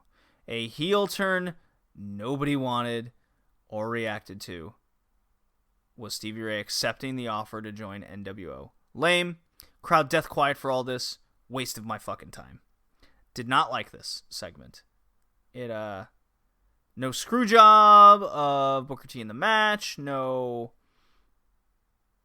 ultimatum. Like, nothing. He just puts the shirt on. And like, yeah, another NWO member, I guess. So, Giant screws Stevie Ray out of the TV title. And then he's in the ring giving Stevie Ray a t-shirt. And he's pushing Curt Hennig around. I don't get it. That's where the Giant thing gets very confusing. Is the Giant turning babyface? I don't know. I know does he join WWF in 99? Yeah, I think so. So could be on his way out. I could explain a lot. Main event tag match time. Hogan and Giant versus Nash Goldberg. So this was an absolute clusterfuck. As I'm running my throat dry. Absolute clusterfuck this main event was. Barely goes 3 minutes before the Disciple, I guess, clips Goldberg's leg with a title belt. It's like, doesn't even touch him. Right in front of the ref, not a DQ. Curt Hennig comes down from the ramp. Move, kitty. Jesus. I'm trying to get mad at WCW. Curt Hennig comes down, starts beating on Nash on the outside of the ring with Giant. Disciples on the outside. Not a DQ. Hennig literally gets in the fucking ring and starts fighting Goldberg. Not a DQ. Then more NWO comes to the ring for a beatdown, followed by Conan. Match just continues on like, this is normal. I mean, I've seen some interference shit in All Japan Women, but ultimately, I know what's happening. I don't know what's going on in this fucking match. So, the match continues on. Eventually, the ring is left with just Curt Hennig and Goldberg, leading into a spear and jackhammer. And remember, the match is Hogan and Giant versus Nash and Goldberg. Goldberg pins Curt Hennig and the ref counts to 3. He pins a guy who wasn't in the fucking match. More beatings until Warrior, DDP, and Piper all rush the ring, clear it out. I don't even know. I'm throwing my hands up in the air. I don't know what the fuck happened. I'm baffled. I just watched, a little spoiler here. I hope my mom doesn't hear this. I watched AEW last Wednesday where a ref botched a pin, but it's not like Moxley entered himself into the match, beat up Pac, and then he gets pinned. Like, that didn't happen. It was fuck. Maybe I'm like not being harsh enough on like NXT and AEW and all these modern promotions with botches and stuff. But when I watch fucking shit like this, where the main event is just a clusterfuck mess, and the main event has a dude pinned who's not in the match, I'm done. Okay. We're getting closer to War Games. At least we know who's in the fucking match there. I wonder if someone's gonna fucking disappear and get inserted and someone gets pinned who's not in that match. I don't know. We'll see. This one, oh yeah. I gotta do the wrestler rankings. My God. Ugh, long ass episode. Wrestler rankings, right fast.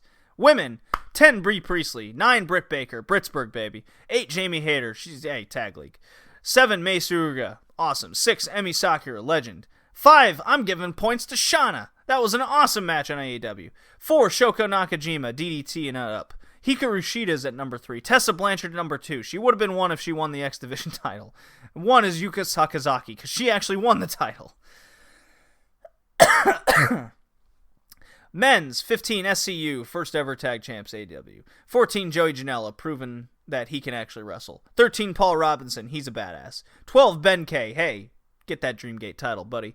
11, 10 respectively, Fatu, LA Park, excellent main event at Saturday Night Super Fight. 9 Cara Noir, 8 Ilya Dragunov, yes, I love that wrestling match, I just question the booking. 7 Will Ospreay, he's a beast. 6 Lucha Bros, they just have been crushing it everywhere. And then 5 is Kento Miyahara, because he's one of the best in the world. 4, Masaki Mochizuki, because he just fucking destroyed the main event. It was all him. 3, Jordan Devlin, for being a part of one of the best storylines in wrestling in 2019. 2 is Kenny Omega, he's a wrestling machine, best bout machine. 1, David Starr, because he's the new OTT champion in the best storyline in 2019. One of the best. Okay, was that fast enough for everyone? I am dead tired. Gotta get this sucker out. I'm gonna get up early and drive to Full Gear tomorrow.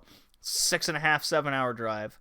This was episode 43 of the Red Leaf Retrocast, Gate of Victory struggle. Much like my struggle for need to sleep later. I will see you next time. Peace out, guys.